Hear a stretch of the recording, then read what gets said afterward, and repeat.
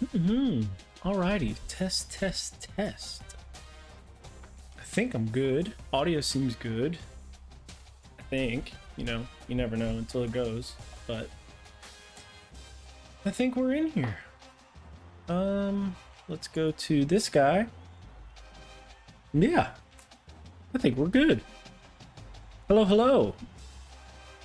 All right, welcome. This is test stream number 2.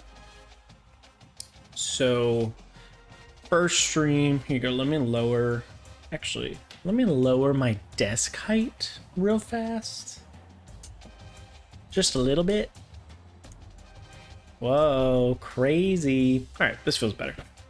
Hello, perfect. All right, so yeah, we're in test stream number 2. This is going to be primarily the recruiting only stream, and for this recruiting only stream, the goal is to start a dynasty with a 1-star team, right? That's why we have UTEP. No offense to UTEP, of course. Sorry, UTEP minor folks, but in NCAA 14 and these college football revamp rosters, you are a 1-star team, and so I figured UTEP, I'd go with UTEP because, I've worked in Texas, I've worked in Louisiana, I've worked at 3 schools in the state of Texas, actually. I worked at Texas Tech, Baylor, and Texas A&M. So I figured, if there's a 1-star team to pick, let's go pick the one out west, let's go pick UTEP. So the goal would be to turn this team into a powerhouse in college football, obviously, but the trick is we're not going to play any games. So we're going to go about this while simming every single game we play. The goal really, is to see if I can build a roster, not only in real life, but in a video game. So we're going to approach this as if it were real life, to whatever limits that the game allows us to, right? So with that being said, let me switch my monitor here. And what I'm going to do is we're going to walk through our roster as if we had, as if I was in real life working at UTEP and essentially putting together the roster together. So what we're going to do is I'm going to flip my monitor over and we will flip to this guy. Wow. Yes. Science. I know, it's incredible. So what you're looking at here is essentially, this is an Excel document that I made that reflects the roster in game for UTEP. This is the one that we'll be simming and using, and this is our team, right? So this is the team that we're using. So if we look at it, let's take a little gander, right? So essentially, this is exactly this little spreadsheet you're looking at. I made this on my own time, obviously off camera, and it's exactly to the specs of the team is in the game. So this is exactly how I would make it if I worked there. Like, for real, this is exactly how I use it. It's not rocket science, right? It's just an Excel sheet, color coded with numbers, right? So we'll go through it together. Okay, so the goal going through this, I'm just going to give you an idea from a roster management, team building standpoint, specific to the offense and defensive scheme that we're running at UTEP with me as the head coach, right? Head coach, GM, whatever you want to call me. So really, the thought process is on offense, we're going to run. Please don't make fun of me. It's called Deuce. So it's an offense that I created, right? I just made a custom playbook, but I wanted to do something not just like a standard air raid or, pro style. Like, I wanted to throw a little wrinkle in it. So the trickery to this, it's called Deuce because it has 2 running backs on the field at all times. There's not a single formation that is available that doesn't have a single running back in it. It's got to have two. Every single formation that's in our playbook has two running backs in it. Every single one. So with that being said, there is one outlier. There's a couple outliers, really. There's a couple things that NCAA 14 does not allow you to, that's not exactly realistic. So the first one is the scholarship numbers and walk-ons, right? There's no walk-ons in this game. There's only scholarship players. In real life, you obviously have like tons of walk-ons. You can have 110 on your roster max. I think it changes with the conference, but there's 110 roster number with 85 scholarship guys. On this game, there are 0 walk-ons and 70 scholarship guys. So that is already something that, is obviously different than real life, but it is something nonetheless. So that's something we have to limit ourselves to. So with that being said, let's look at our roster numbers for offense. So as you can see at the top here, can you see that? Yeah. Tell me too in the chat or something. If y'all can't read this, that's sort of the idea with this test chat, is if you can't read it, please tell me, because the text was a little small when I did it yesterday, or excuse me, on Tuesday's stream. But I think I made it big enough now to where it's easier to read. But yeah, so on offense, our target number is 33 players, 33 scholarship players. And on defense, our target number is 35. Now, with that being said, I don't want to forget the specialist. We do need 2 specialists. I will say that is another wrinkle in this. There's no designated long snapper. The game basically just takes, hey, who's your highest rated offensive lineman, and they make them the deep snapper. So like, that's kind of a bummer. Sorry, specialist, but we only need 2. We need a kicker and a punter. So let me go back to offense, right? So this target number you see is 33. Well, the kicker to the offense that I'm running is that I don't use a fullback. Since I have 2 running backs, I don't need a fullback. So ideally, I would not recruit a fullback. I wouldn't take one. I just wouldn't.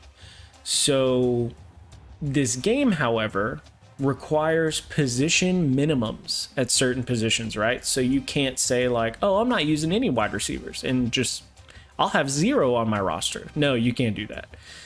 At fullback, their position minimum, for fullback is 2. So I have to have 2 fullbacks at all times on the roster, even though they will never play unless it's like special teams or something like that. So really that 33 is really 31, but 2 of those are taken up by fullback. So, it is what it is. But you're probably sitting there wondering, like, why would you have an uneven number of offensive guys and defensive guys? Like, that doesn't make any sense. Well, in my brain, right? In the way, I think at Texas Tech, we had an uneven split. I think at LSU, we also had an uneven split. I like having more guys on defense personally, because it's a more rotational sort of side of the ball, in my opinion. Like, I want to stay fresh on defense. On offense, like, I'm going to have the 2 running backs. My quarterback's never coming out. The offensive line will, if they're all healthy, they're all going to stay on the field. And receivers will probably be this position that cycles in and out more than any. But on defense, I want fresh legs everywhere. So in real life, I would still have more guys on defense, knowing that I'm more likely to play more guys and rotate guys in more often on defense than I would on offense. So that's sort of the thought process behind it, right? So let's take a look now at offense, and let me explain kind of what these numbers mean, okay? Just so you're not looking at this like there's a lot of numbers going on and I do not know what any of it means. So ideally on offense here, at the quarterback position, we will take 3 scholarship guys. Now, if this game was like hyper realistic, this is sort of like, hot takey for me. I would only take 2 scholarship quarterbacks. That's sort of kind of the way NIL's going and transfer portal's going and all that stuff. But in this game, we'll do 3. So we'll take 3 quarterbacks and 3 scholarship numbers, right? So that's what this number is up here for all of these guys, right? Scholarship target number. That just means that's the goal. That's the ideal amount of players at each position that we would have on scholarship. So at the quarterback position, we'll take 3. That's, your starter, emergency backup, whatever you want to call it, and your development guy, right? So that's kind of the idea there. At running back, I would like to have 5. Now, I can already see myself sort of being like, man, I might take one more if need be, and maybe take from receiver, take from tight end, just because if I have 2 running backs on the field at all times, max I can have 3 wideouts, max I can have like 2 tight ends, probably realistically. So a running back, I'll say a safe number is 5. That's kind of our goal right now. So now let's look at current number, right? The current number right here, that is reflective of the amount of guys we currently have on scholarship at the position. So if we look at this, right, you're saying, oh, I didn't even touch on the colors. So you're looking at this right here. The color coding is pretty self-explanatory, but red means a guy that is currently a senior. That means this person, unless they're redshirted, right? Like, look at these guys. They don't have an RS next to their name. You see that? RS, SR. That means redshirt senior. You see these guys right here. That means just a senior. They have not used a red shirt. They still technically could, but odds are they're not going to. That's why they're in red. So they're a senior. They're going to be graduating from the team, and they'll be done. So red is a senior. Yellow is juniors, redshirt or otherwise. They're still juniors. They have a year left. Then green is sophomores. And then the white is freshmen. So you'll see as we sort of add guys and committed and get guys in the boat, right, and committed prospects, they'll be down here for each position, and we'll adjust colors accordingly. But since they're underneath, that's sort of the divide right now. So let's go back to the current number thing, right? So current number refers to the amount of guys that are on the roster as we speak, right? So if we look at running back, we have 4 guys currently at running back. My target number is 5. I obviously can't add a guy in the middle of the year, so we're going to need to sign 2 kids, because what's going to happen is at the end of the season, Ronald A. Watt, also apologies to UTEP roster if this ever gets to anyone on the team, on staff, a fan, I am so sorry. I do not know this roster backwards and forwards. So if I say a name wrong, or if I like dog a player that's really good, or if I like gush up a player that's not very good, or, if I say anything about these people, it's not personal. I don't know them. So I apologize. It's not, I'm not super brushed up on my UTEP football. I apologize. But that's what makes it fun. I'm not going in with any preconceived notion. I just don't know this team. So anyways, at the end of the season, Ronald A. Watt will graduate and he'll no longer be on the team. That will leave us with 3 guys. And if the goal is to get to 5, that's why we need 2. Okay. So let's go to a position that, and obviously that lines up across, right? You look at receiver, we're going to lose 2. The goal is 8. So we'll be at 7 after we lose 2. We just need to sign 1 guy. Regardless of 2 seniors leaving, our goal is to only have 8 receivers on scholarship. So we'll only need to sign 1. Okay, that makes sense. So this is the offensive side of the ball, right? That's kind of where we're at here. Think this makes sense. Oh, total need number. That's all that is literally just adding up these recruiting needs, right? Adding all those up, and you get your total needed for the offensive side of the ball. Good? That makes sense? Any complaints? No? Excellent. So that works. So let's go to the defense side of the ball, right? I'll explain what I'm talking about. Perfect. Okay. So on defense, we are going to run a 3-4 defense. That is the defense. Some people are like, why are you not going base 4-2-5? Why are you not going base 3-3-5? Or, like base nickel? I'm aware that more likely than not, most of the time, base defense will be nickel defense. I am aware of that. That is why my scholarship number for corners is so much higher. It's 8. Can you see that on there? Yeah. So it's 8 for scholarships at corner, because I know base nickel, you're not ideal, but more often than not, more likely than not, we're going to run a lot of nickel. So we need to have a lot of corners, right? Or at least need to have 3 on the field. So we'll recruit for more DBs being on the field than not. I just like the 3-4 defense because I'm dedicated to stopping the run. And I feel like with a 3-4 defense, I have athletic enough outside backers and stout run defenders inside that I like to let my outside backers run as opposed to my defensive ends in a 4-3 front, like a weak side and a strong side end.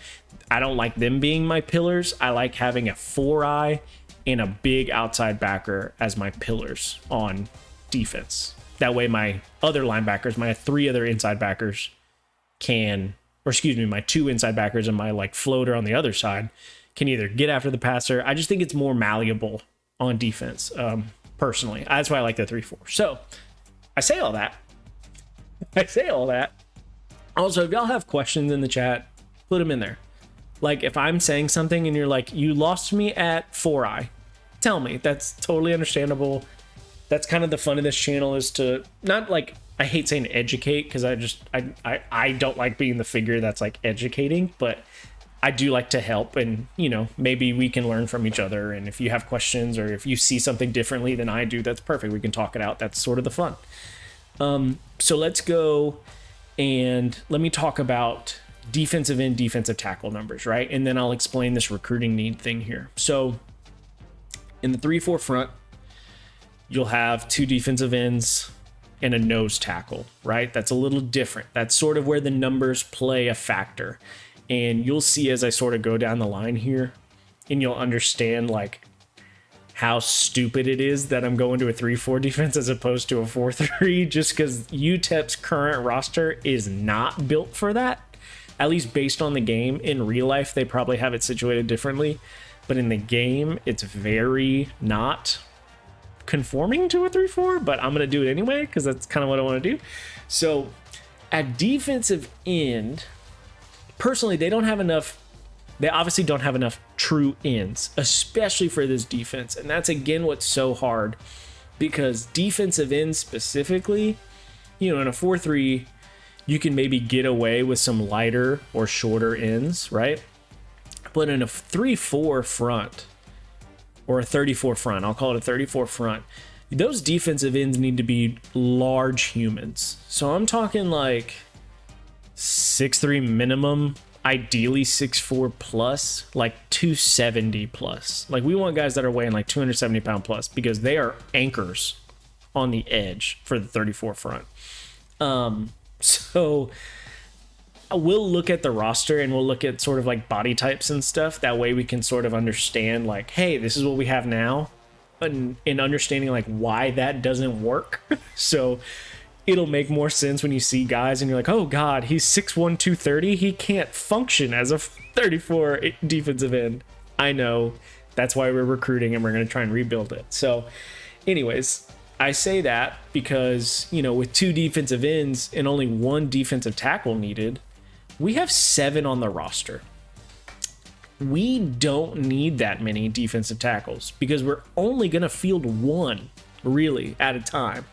And it's going to be a pure nose. So you'll see in that recruiting needs area, right, where it says -2, ideally, we really only want to have 3.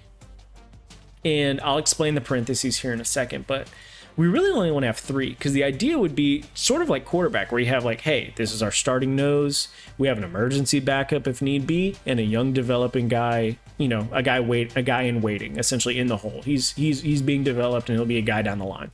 So the parentheses, right? You're like, Cody, you have a parentheses. Why is that?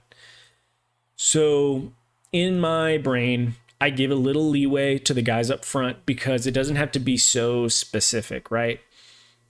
There's going to be moments, and this goes to the rotational system, right? You need to have role players on defense. So I'm giving myself leeway to say, hey, if there's a bona fide dude at nose tackle, like as a D tackle, right? For us, that's a nose tackle. If there's a bona fide dude nose tackle, and we have 3 guys on the roster already, but we have one in high school that's interested in coming here, I'm not going to say no to a bona fide dude, right? Like, that's just silly. Like, you take talent, no matter what the numbers are. You take talent. So if there's a guy, we will take one, right? I'm willing to go 4 noses and 6 D ends.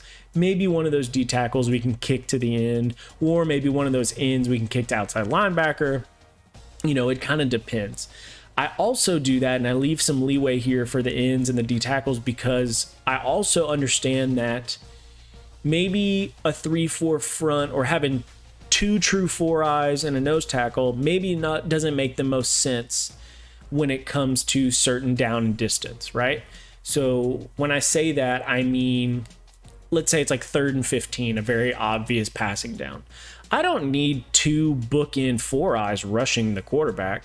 Maybe I have a guy that's sort of like a leaned out, like maybe 250 something, still has good length, but he's a little undersized, a little more twitched up off the ball and can rush the passer. Maybe I have a role player like that take one of those defensive end spots, or maybe I have an interior pass rusher that's super twitched up and maybe he's not the build of a true nose tackle, but maybe he's like 6'1", 290 something and very good pass rusher. I can let him rush on 3rd and 15 because what are they going to do? More likely than not, they're probably going to pass the ball. And what do I want to have on defense up front when teams pass the ball? Pass rushers. So if I can have situational pass rushers up front, I'm totally good with that. Totally good with that. So let's slide over to backers. And this is sort of where you'll understand, like, oh yeah, that doesn't make a lot of sense. Like, guys, this team has no outside backers. I mean, in a 3-4 front, obviously I have a pass rush, like a stand-up outside backer that's a pass rusher, and I have a will backer that's more likely than not, it's not a will backer, it's a, whatever you want to call it. There's so many different phrases. I call it like a B backer and something like, people have all, Mike. People have all sorts of different terms, like an F or a B or a field or a bench. Like when I was at LSU, Aranda always called it a bench backer and a field backer. So his bench backer was someone like Arden Key, and his field backer was someone like Corey Thompson. So it was a guy that can play the flat and play, he can sort of set the edge. He can kind of do everything. That's the field backer. The bench backer was like Arden Key, stand up, super long, twitched up pass rusher, right? So there's different kinds, different types, but this team only has 3, and I'm pretty confident none of them really fit the ideal mold for what we're doing. So the linebacker position is the one I'm really the most like worried about, just because like even the defensive front, like you're going to at least have some guys that can kind of make sense.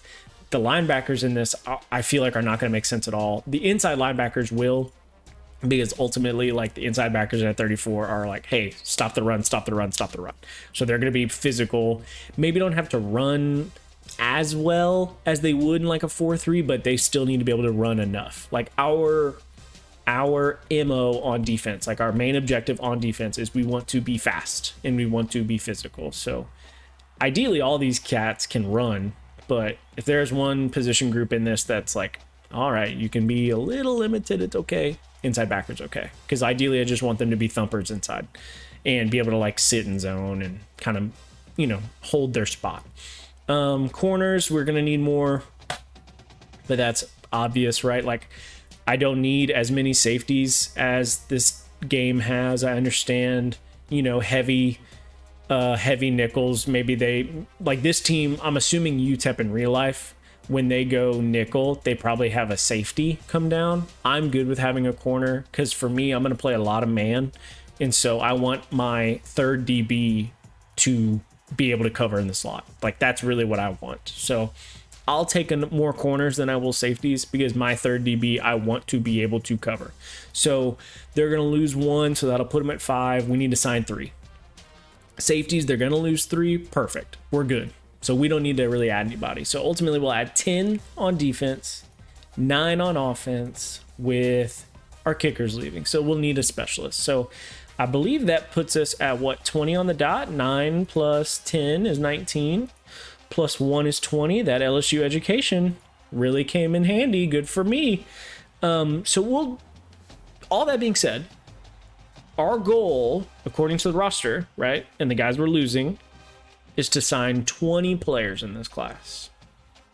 20 is, honestly, it's kind of the minimum. because if I don't sign 20 and I don't meet like the position minimums for each position, the game will just sign players for me. So our goal will be to sign 20 players in this recruiting class, in our first recruiting class. And I'm not in love with that just because I don't get to play the games, which means I don't get to, I mean, I hope we win, but if we don't or we struggle, like the coaching points for me in order to like effectively scout guys like very efficiently and to do it like week after week and get 100%, it's going to take me a little bit of time.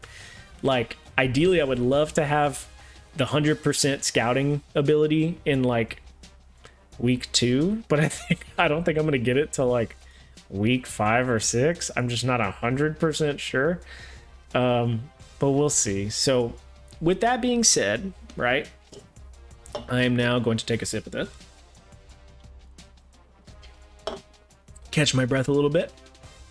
I don't see any questions currently, so no questions. We'll move on. And what I will do is switch my monitor real fast. Let's see. HDMI. All right.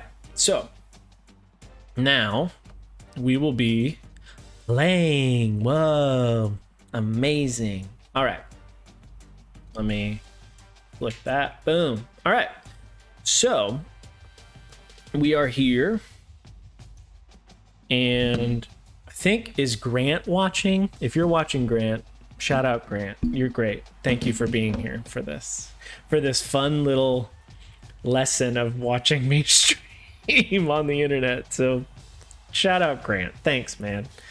So yeah, so I've already come in here into UTEP, right? I had this all set up. I made sure the roster was good, all that good stuff. Oh, 247. We don't talk about them. Sorry. We don't talk about them. I work for On3. We do not talk about them. Sorry, Revamped. I can't believe you did that. So what I'll do is I'm going to go to the custom schedule first. I haven't checked this because what I want to do is make sure, okay, good. I wanted to make sure I didn't have an FCS opponent. I just don't like having one. If I can play or have the team play like a real team, I would like to do that. So we'll start with a bye, which is honestly not ideal, but it is what it is. I'm never going to mess with the schedule unless it's an FCS team, but I will never change the week because I think that's kind of cheating. I just don't like the idea of like manipulating the schedule. You take what you get. Like that's what you do in real life. So like it is what it is. So schedule seems good. We'll take it for what it is. We will go into the depth chart. Now we'll go to redshirt players just because I want to show and say like, hey, I didn't redshirt anyone. I'm not going to redshirt anyone. That's just kind of what I wanted to do. I didn't want to limit any guys on scholar. Like I just didn't want to mess with the red shirts. I was just going to leave everyone on the roster. It is what it is. It's all good. So that's perfect. Oh, there's Grant. Hello. First time chat, Grant. How fun. So we will go to the depth chart. We'll tinker with this. This is going to suck. It's going to suck because look at our outside linebackers. This is why I prefaced what I prefaced. We don't have a left outside linebacker on the roster. Yep. Not a single one. Literally not a single left outside linebacker. And I can't change it until after the season when you do position changes, because I know on Madden, I'm pretty sure on Madden you can go to like edit roster, change position, whatever, and like have it make sense. On this you cannot do that, which is sort of a bummer. But we'll get to that when we get to that. That'll be like that Excel sheet's gonna get a massive overhaul at the linebacker position. Grant, I would say too, if you're in here, oh, we have another viewer. How fun. That might be Colton, but either way, if you could tell me, or this other viewer, hello, welcome. If you could tell me if the stream like blips or like lags or has some sort of bite or starts to lose quality, if you could tell me that, that would be sick. Just so I sort of know real time. Currently, I haven't dropped a single frame, which I also did not drop a single frame Tuesday. But I believe our internet is being tinkered with at the moment. So if someone could tell me like, hey, you just lost, like, you know, or like it freaked out or something glitched or something happened, tell me. Or, you know, hey, the audio's too loud, or just tell, or like, hey, I couldn't see, or something like that. Just tell me if there's anything wrong. But I know y'all shoot me a text or you'll tell me or something. That's totally fine. So again, let's go to the depth chart. We're looking at our team. And as I go through the depth chart, I will also sort of talk about position requirements for me. So when I say requirements, it's not end all be all. It looks good to me, really well structured first team, not gonna lie. The sizing and organization, everything looks really, oh my God, Grant, what a compliment. Thank you very much. What's it called? So, you know, we're going into depth chart. To position requirements. That's what we're going into. So position requirement wise, I'm going to talk about sort of, you know, I say requirements. It's just sort of when we're looking at players and we're looking at prototypes and what we're looking at, we just want to make sure we have a mold. We want to make sure we have an identity. To me, that's one of the most important things you can do in building a roster and roster management. It's all about identity. We want to have, you know, if someone looks at our team on the field, we want to say, oh yeah, that's a UTEP team. And what does a UTEP team mean to us? Let's go through it. So quarterback, you know, they're not going to be asked to carry the load until they need to. However, it's the most important position of football. So, you know, for us, it's more about flavor or type than anything. So what are we going to ask our quarterback to do? Well, we have in our playbook, we do have some pistol and we do have some read option. So, and some triple option. Like we're going to have our quarterback run the ball a little bit. It doesn't have to be their identity. However, we do not want a statue back there, right? And when I say a statue, I mean a pure pocket passer. That's not for us. We don't want that. We can, however, get away with balanced. I believe there's 3 types in this game. I think it's scrambler, balanced, and pocket.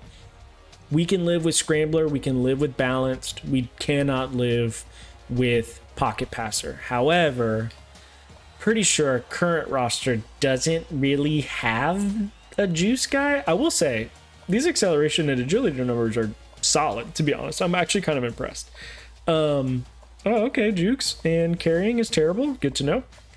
Throw packer 80 and 74 is not great, but, you know, we can get away with Hardison. And again, I want to re-emphasize,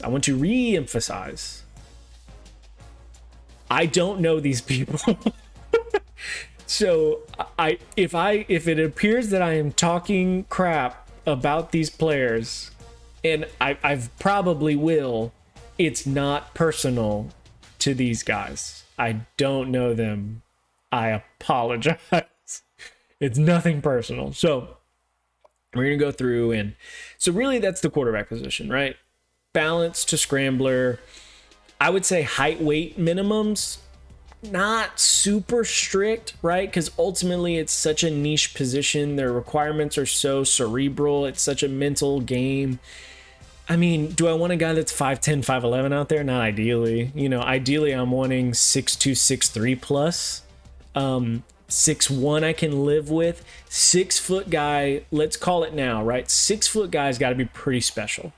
6 foot guy's got to be really like moving around crazy, or like super juiced up arm, something like that, right? So if he's 6 foot, we can, that is bare minimum for us, but they got to be pretty special. 6'1", we can be a little more lenient. 6'2", we're good. 6'3", good. 6'4", 5', 6 above.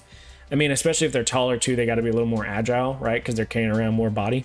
But, you know, in that wheelhouse, ideal measure is probably like 6'3.5" to 10. You know, we can live there. So really, like, Gavin Hardison sort of fits the bill to a T when it comes to like height, weight, right? 6'2", 205, great. 6'2", 210, great. We can live there. Not Jake McNamara. Sorry. So again, this is like the first time I'm kind of seeing the height weights for a lot of these guys. At least like in memory, I don't remember the third string's height weight. So like 5'11", 190 is It's not ideal, but it could be worse. So Jake's not exactly what we're looking for height weight wise. However, and he's not super athletic, but he's twitched up. Look at him, 92 agility, 92 acceleration. That's good. I'm assuming the arm talent's not super great. Yeah, 68 accuracy is brutal. 80, yeah, it's just not ideal. Okay, it's not ideal. But again, he's a true freshman, so the skills will improve. Height weight probably won't, and that's one thing that's a bummer too. Like, if this is real life, and this is sort of what I really hope for the next installment of this game, right, in 2024, when this, like, the new NCAA drops, I hope they let guys grow. You know, like, I hope, maybe not height, right? Like, I don't care. Yeah, I hope Jake slings it. I hope Jake just becomes an absolute dude, and he just, like, I hope Jake in real life just becomes an absolute dude. I'm here for Jake becoming a dog. But I say that, I'm sorry for people that can't read the chat, or if you're not paying attention to the chat. Grant said, don't hate on the short king, and he's not wrong. As a 5'11" short king myself, I sympathize for... a relative in the chat. Big shout out, Thomas. You love to see it. Thank you, Thomas, for the follow. That's excellent. But yeah, so Jake, you know, not ideal for us, but, you know, short king, Jake McNamara for Heisman, we're here for it. Let's head to running back. So this one's a little interesting. I think we can be a little more intricate at the running back position. I think this one's just, it has versatility, right? Like, we can do a lot of things with the running back position. Right now, we don't have a ton of speed, like 81, 83, 80, 84. It's not ideal. Shout out Grant. What a fucking dog. Oh, that might be the first F-bomb I've dropped on here. So congrats to me. First F-bomb on stream. I'll edit it in post. I guess I'll put the little bleep in post. God dang it, Grant. But anyways, so running backs.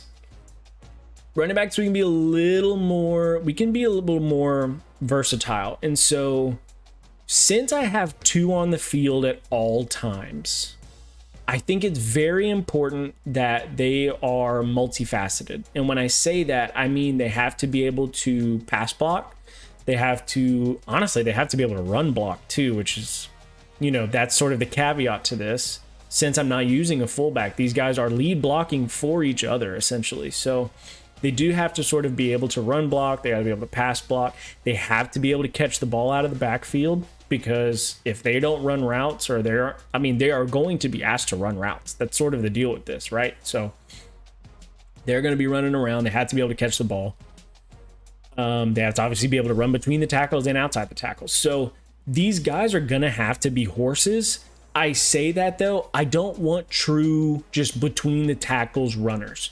I would much rather live with the sort of slider build. Like, if I had two guys back there, let me dumb it down for myself, right? Oh, Colton in the chat. Welcome, dude. Finally, he can talk in the chat. He had to prove he's not a bot. What an exciting time. So welcome, Colton. Thanks for coming in here and hanging out. But so when it comes to running back position, right? If I'm going to have two running backs out there at the same time, I am more content having two speed elusive guys back there than I am having two trucks. I would much rather have guys that can, you know, sort of run around and catch the football if I need to in a pinch, because they can still run between the tackles. And since I have two of them, their risk of injury is lower because I can split carries between the two. That's sort of the idea, right? So if we're steering towards a certain direction, it's probably more elusive speed guys, but we can live with a thicker, bigger back if we need like a situational red zone guy, right? Like if we're in the goal line and we need a guy to like pound it between the tackles, maybe we have one big grunt guy at running back to go, you know, just be a boulder in between the tackles and just run through the line. But I think majority of the roster, we're taking 5, right? Ideally we got 2 elusive starters, 2 elusive development guys, or, you know, maybe it's a true jack of all trades back somewhere back there, and a big grunt guy, big heavy hammer back. to help us in the goal line or red zone. So that's sort of the running back position. Those guys, I really just wanted to have fun and be like, what's some sort of wrinkle I can do with an offense? I decided to go 2 running backs. Why not? So let's go to fullbacks. Again, you have to have 2. So stupid. If you guys missed the beginning of this, there's limitations that NCAA 14 has, which is, there's no walk-ons, and you're only allowed to have 70 guys on the roster. You have a position minimum requirement, which sucks because I don't use a fullback. The only time fullbacks are on the field for me are probably in like special teams. And again, I don't really know who's on my special teams, but that's the only time they're going to play. So the thing that's brutal is that NCAA requires you to have 2 fullbacks minimum on your team at all times. So I have to have 2 fullbacks on the roster, 2 scholarships of the 70. So really I'm working with like 68 guys. So fullback position, we're not really going to worry about it. We don't use it. We'll just let them be. Wide receiver. Wideout, we have Tyron Smith is kind of that guy. He is probably the most twitched up dude on the team. I think if we look at it and we went straight like speed, agility, acceleration, I think he's the guy that's got the most gas out of the group. Let's see him as a pass catcher, right? Like he's pretty elusive in pretty elusive in open space or in the open field. Doesn't carry the ball well, but he catches great, right? Spectacular in traffic, route running, all that good stuff. He's great. So he's probably going to be like our main target, ideally. And I say that because we're not playing any games. Again, if you're in here and you weren't here at the beginning, the whole point of this dynasty on Thursdays is we're not playing any of the games. We're simming it. It's straight team building only.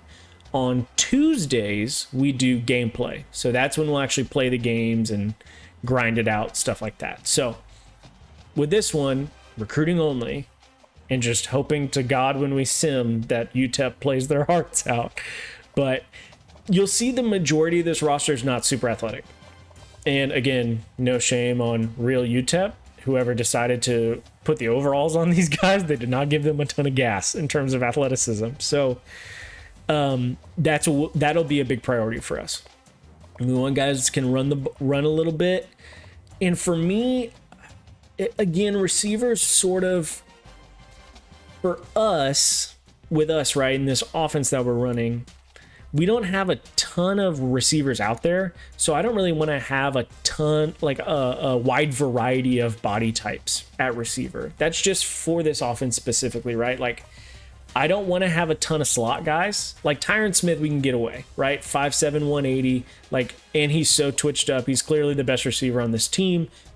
Sure, we'll keep him, right, for now. But in the future, we don't want a ton of 5'7", 180 guys, right? That's just not going to work for us. So I think what we want really is to live in the 5'10", 6'3" range. I think those are guys that can sort of do it all. I think that's what we're going to want to do.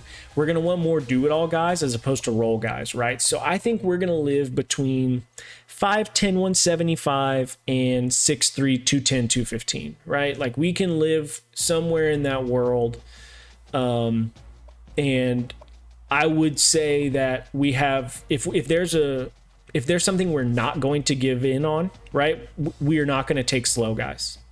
That's just not what we're doing. We're going to take speed. We're going to have guys that can run. So we're not going, like, you can be 5'10", 170, burner. You 6'3", 210, whatever, burner. You have to be able to run. That's just, we're not going to give in on that. So that's going to be our identity, right? We're fast, and we are a fast, athletic team. That's what we are. So, like 5'7", 178 with 79 speed, that's not going to be on our team. Like, we don't take that. So that's sort of where we're looking at for receivers. Tight ends are a little more complicated just because we'll use an inline Y. We will use a tight end in the slot. Shout out Colton for the follow. Thanks, man. I got my little bloop alert. So that was like one of you and Thomas are the first like bloops I got. So thank you. So at tight end, it's going to be a little more interesting just because we're going to use inline Y. We're probably going to use him flexed out in the slot. So our tight end needs to be all encompassing, right? They need to be able to run block, they need to be able to pass block, they need to be able to, wiggle and separate. They need to be able to catch the football, right? Because we will throw the ball to the tight end, or at least I hope the game will throw the ball to the tight end. That's part of the goal. So tight end's going to be asked to do a lot.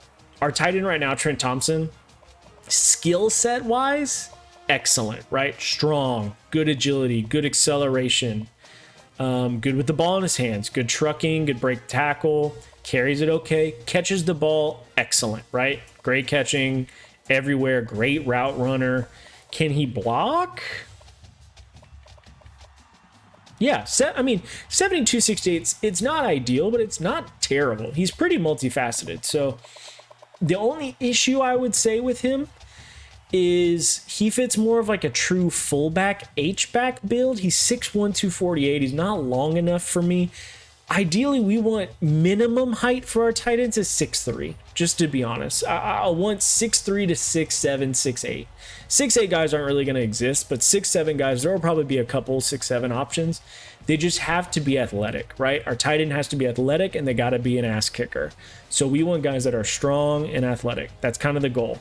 If they don't block efficiently, right, if like the ratings aren't super high for blocking, that's okay as long as they are strong and fit the height weight requirement, because they should get better at blocking. I think the technique is something you can develop. So we can live with long, athletic, and fast, long, athletic, and strong. We can live with that.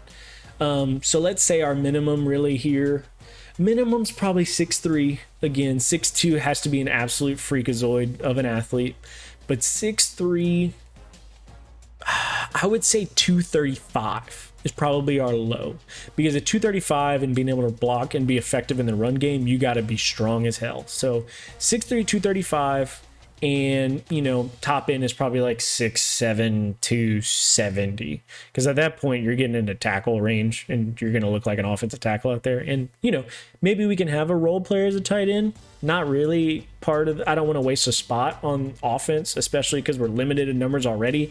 I don't want a ton of role player guys on offense, and if I am going to have one, it will be the bruiser at running back, not the bruiser at tight end. That's just not what we want to do. So we move on to tackle. So left tackle had the same rules as the right tackle, right? The follow alerts making me want to unfollow and refollow. Yeah, I figured y'all would like that. That's just a fun little wrinkle. And for those of you that don't know what that's from, I actually was arguing with one of my good buddies, Mike Ferrara.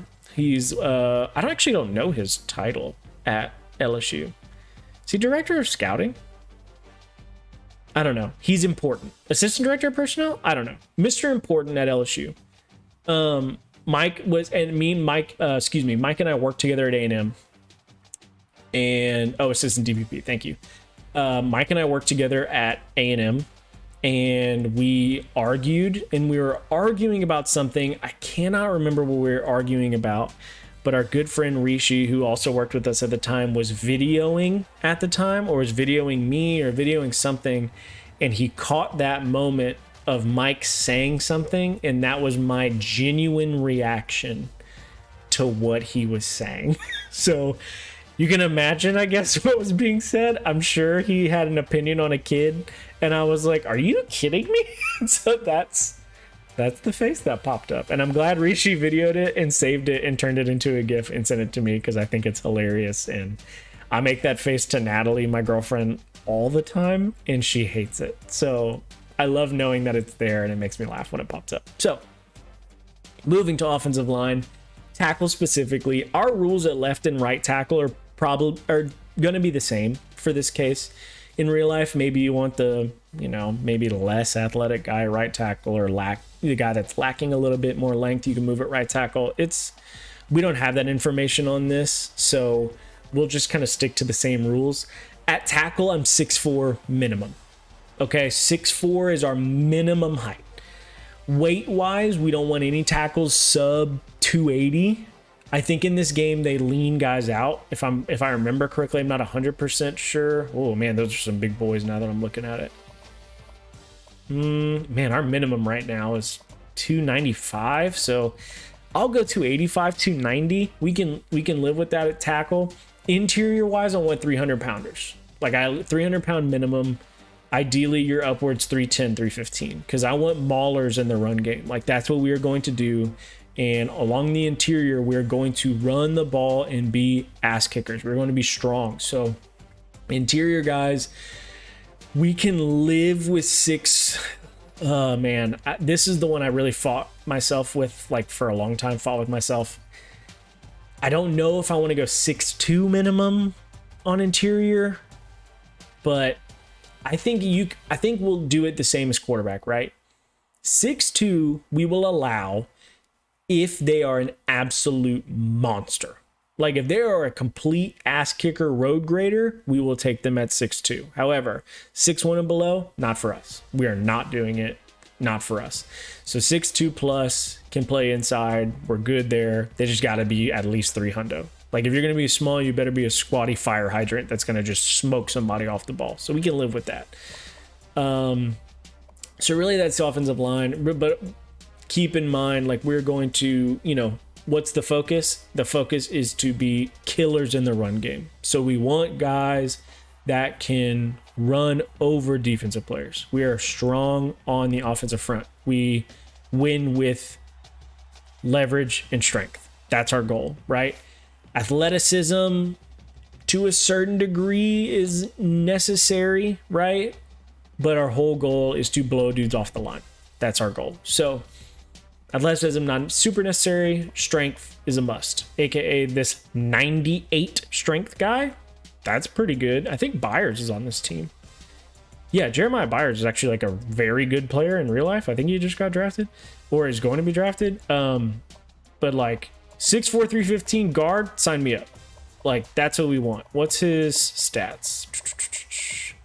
Yeah, like 86 across the board. Awesome. Like we will take those. So that's sort of the idea there. Defensively, okay, so this is going to be the fun part, right?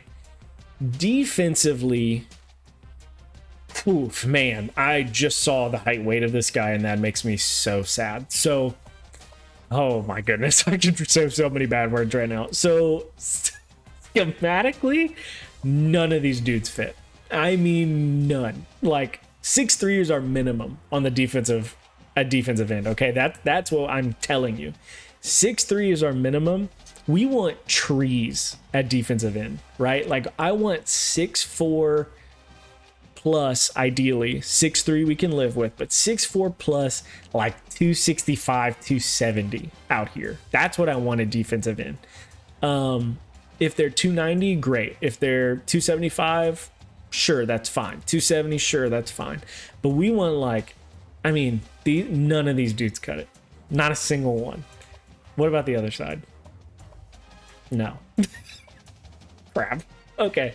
So like not ideal, but it is what it is. So that's what we're working with at defensive end. Defensive ends will primarily be run stoppers for us.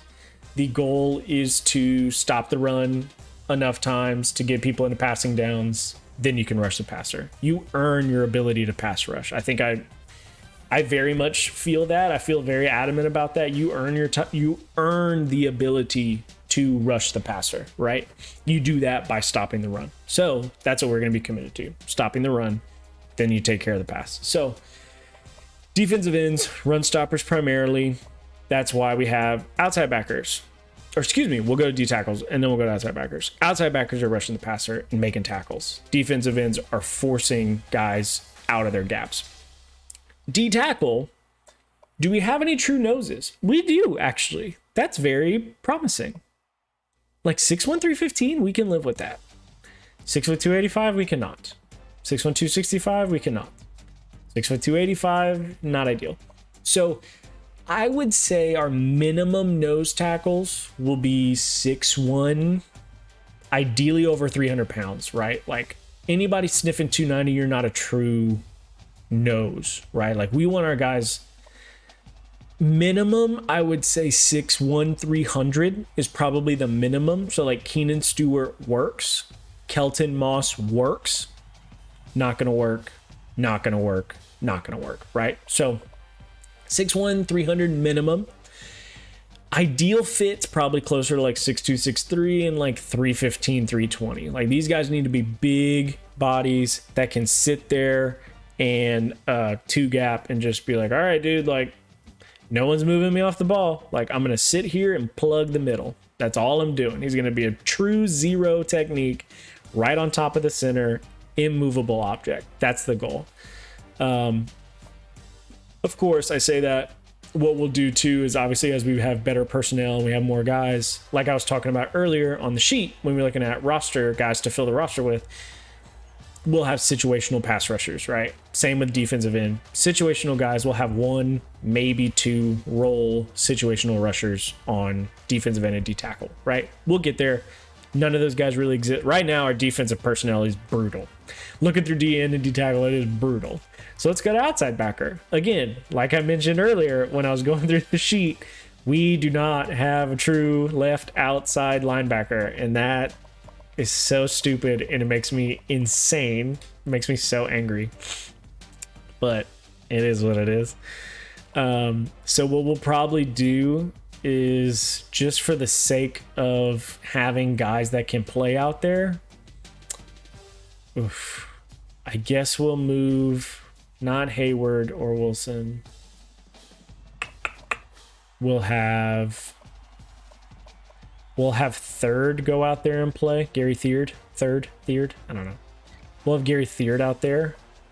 And then we'll move that outside Neil. We'll move him as the backup. And just call it is what it is. Wilson will replace with Hayward. Just because he's not a starter, so that's fine.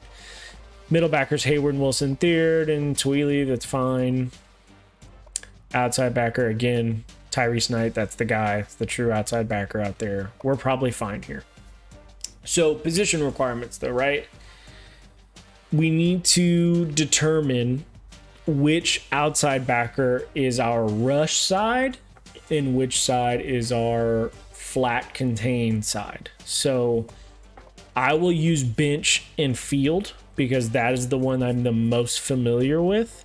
So our B backer, we'll call him a B. Our B backer, our bench backer, will be our rush end. Or excuse me, our rush backer. That'll be our pure pass rusher, our B. So we'll make that our left outside linebacker will be our pass rusher.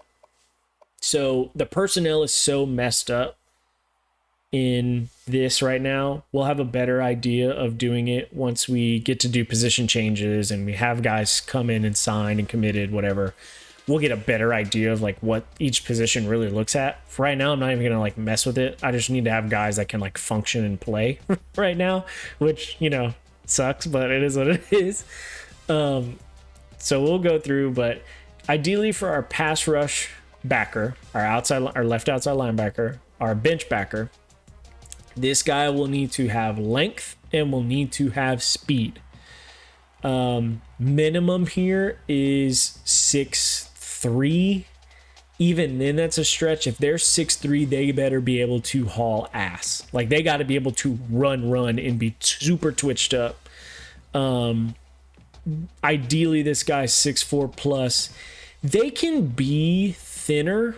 I'm not against that, especially at the college level. I'm good with a 240 rush guy, especially if they're long, right? Like if they're 6'5", 6'6", 240, great. If they're 6'3", 240, not ideal, but we can get away with it.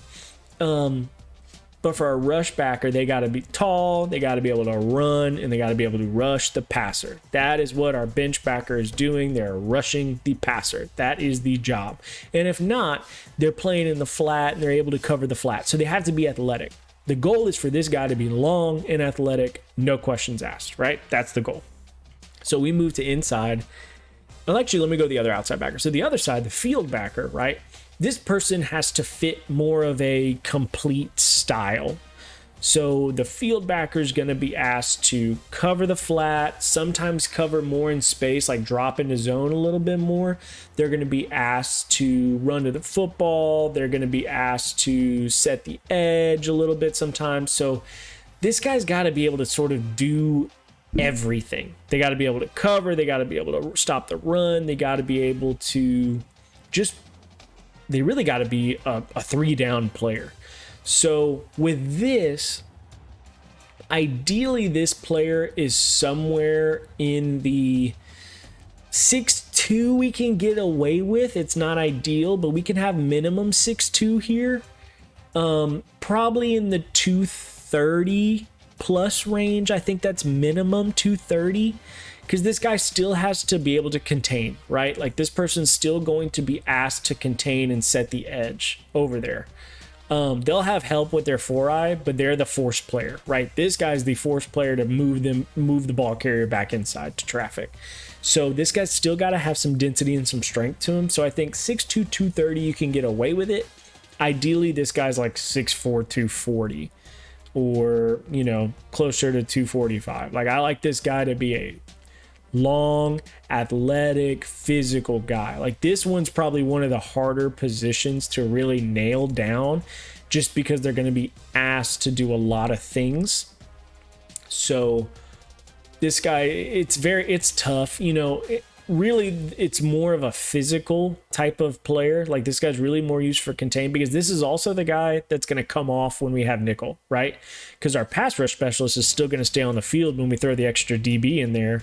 We'll have our 2 inside linebackers stay. This is the player that's going to get subbed off when nickel comes in, right? So when our third DB comes in, this is the one that gets replaced.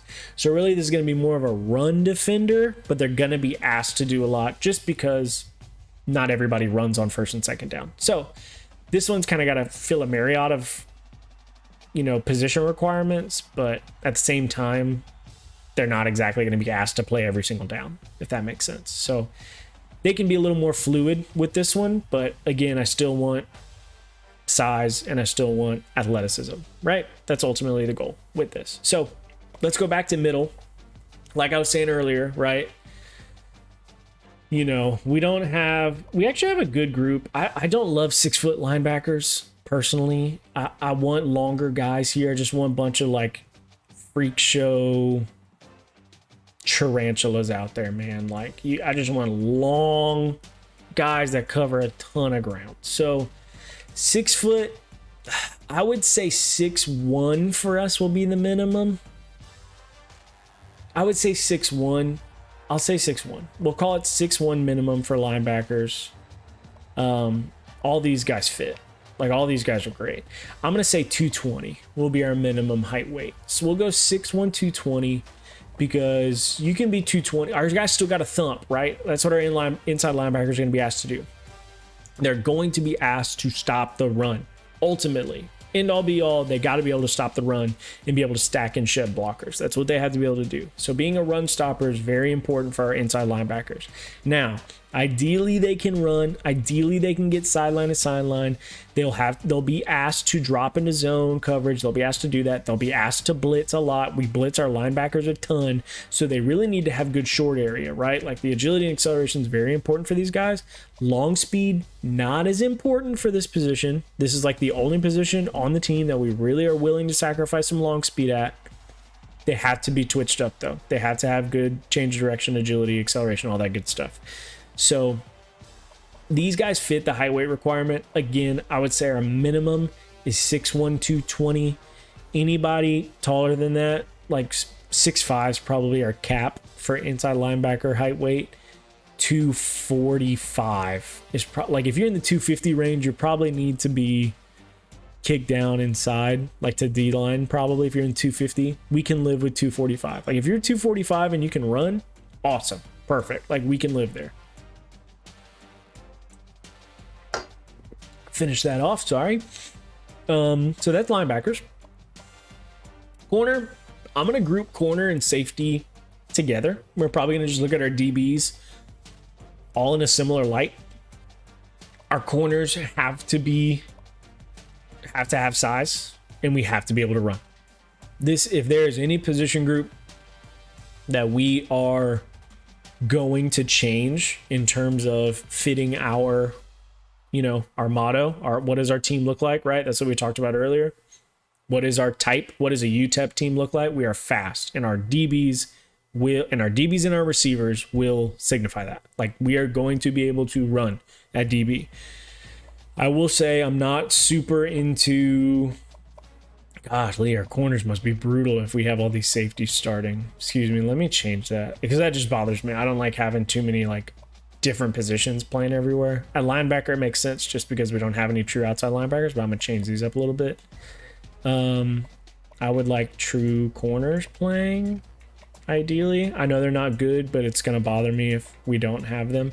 I'll let the last one be sort of a swing guy, like who can run. This guy can run, so like we can let him be our 5th corner if we're going 5 corners, whatever. Let me just make sure everybody else looks good.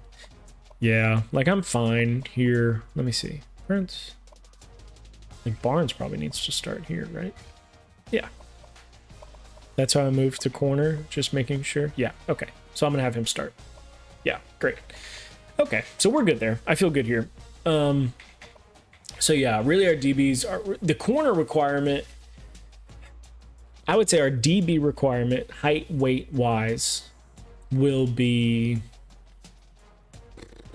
5'10", has to be an absolute burner. We'll do it like the QB. Well, excuse me. We'll use the QB method on that one for minimums, right? So 5'10", you got to be rolling. Like you got to be like elite fast. 5'11", you got to be pretty damn fast still. Like you still got to be able to run. 6 foot would be ideal. If we had teams of 6 foot 180 guys across the board, I'm good with that.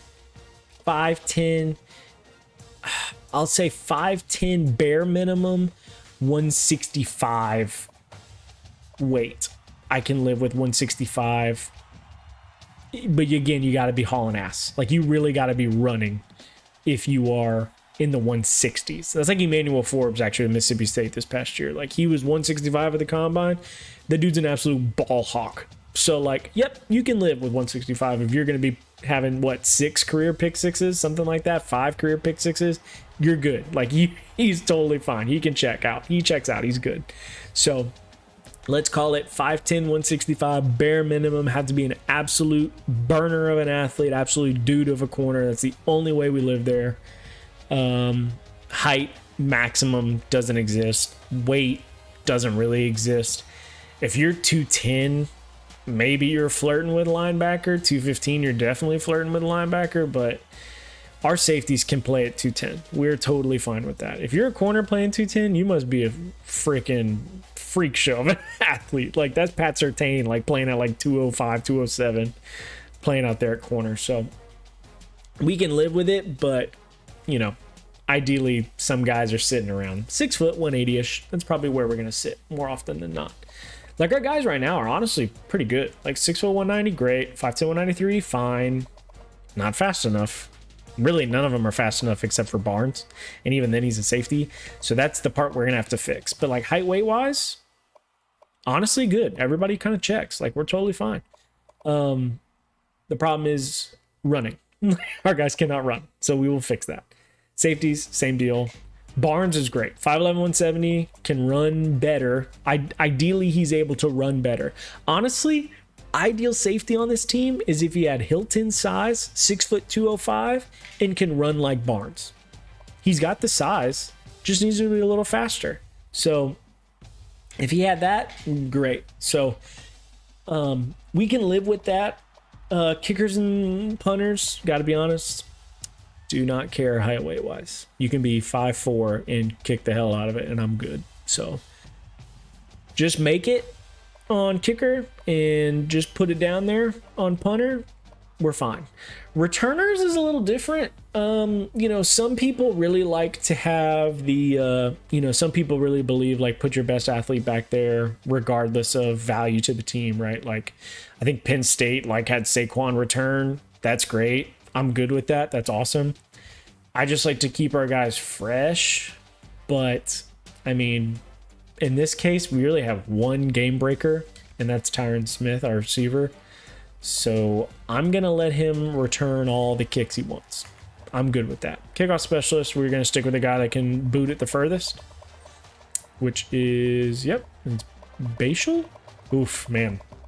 I do not know how to say that name. I'm so sorry, Gavin. Bakel? Beagle? It's got to be A. Bashal? Oof, I don't know. That's gonna hurt me. I'm so sorry, Gavin Bashal. I'm gonna go Bashal though. We'll see. I don't. I don't know. I guess we'll just do Byers. Congrats, you are a long snapper now. You're the highest overall, so it is what it is. With that being said, the depth chart is done. We know what our requirements are. That's great. Now comes the fun part. At least the fun part to me. Very much the fun part to me. We're going to set up our recruiting board. But first, I believe NCAA does this, where they try and recruiting plan. I think they try and tell you, yeah, we're going to help. Nah, we don't need it. We don't need it. We don't need assistance. God, look at all those outside linebackers they say I need. Brutal. Yep, base 3-4. I don't think we have to touch any of this. That doesn't matter. As long as we change that, we're good. So, let me check our offensive playbook. I did forget that. Let me check. I actually don't think it asked for it. Does it? Defensive style it asked for? Yeah, it doesn't ask for anything else like that. So we're good. Let me just make sure our offensive playbook is yeah, we're running that. Let me just make sure. I don't know how to do that. I just want to make sure it knows we're recruit. Well, I mean, it doesn't matter because I'm keeping track of it. I take it back. Doesn't even matter. So let's set up the board. So this will be, I'm going to skip to recruiting. Okay. So now the first thing we need to establish in terms of setting up our recruiting board is our pipeline states, which I'm very confident UTEPs will probably only be Texas, maybe Oklahoma, maybe New Mexico, Arizona, Louisiana, California. I mean, I guess that makes sense. That works. Grant, that's for you. So congrats. You get California as a pipeline. That's pretty fun. How many guys do we have everywhere? Where else are we? Missouri, Arizona, Tennessee's pretty far. New Mexico, good. Florida, no. Louisiana, yeah. Kansas, Georgia kid. What are you doing over here? Maybe it's transfer. But anyways, we're going to do this realistic, right? That's part of the challenge for this. I bet I could look at this data. I bet I could look up some numbers and some charts and some data points, right? I'm going to guess that UTEP does not really pull from a variety of states. I'm going to assume the majority of the UTEP roster is from Texas, which obviously that's the case. California too, that's awesome. Those will be our two hubs, right? Majority of our recruiting and our scouting and stuff will be in Texas, California. That's how it works in real life. When you're working at LSU, the majority of your team building is going to be in Louisiana. You should be taking, if you're signing a class of 25, 14, 15 are going to come from Louisiana, minimum. That's just how it goes.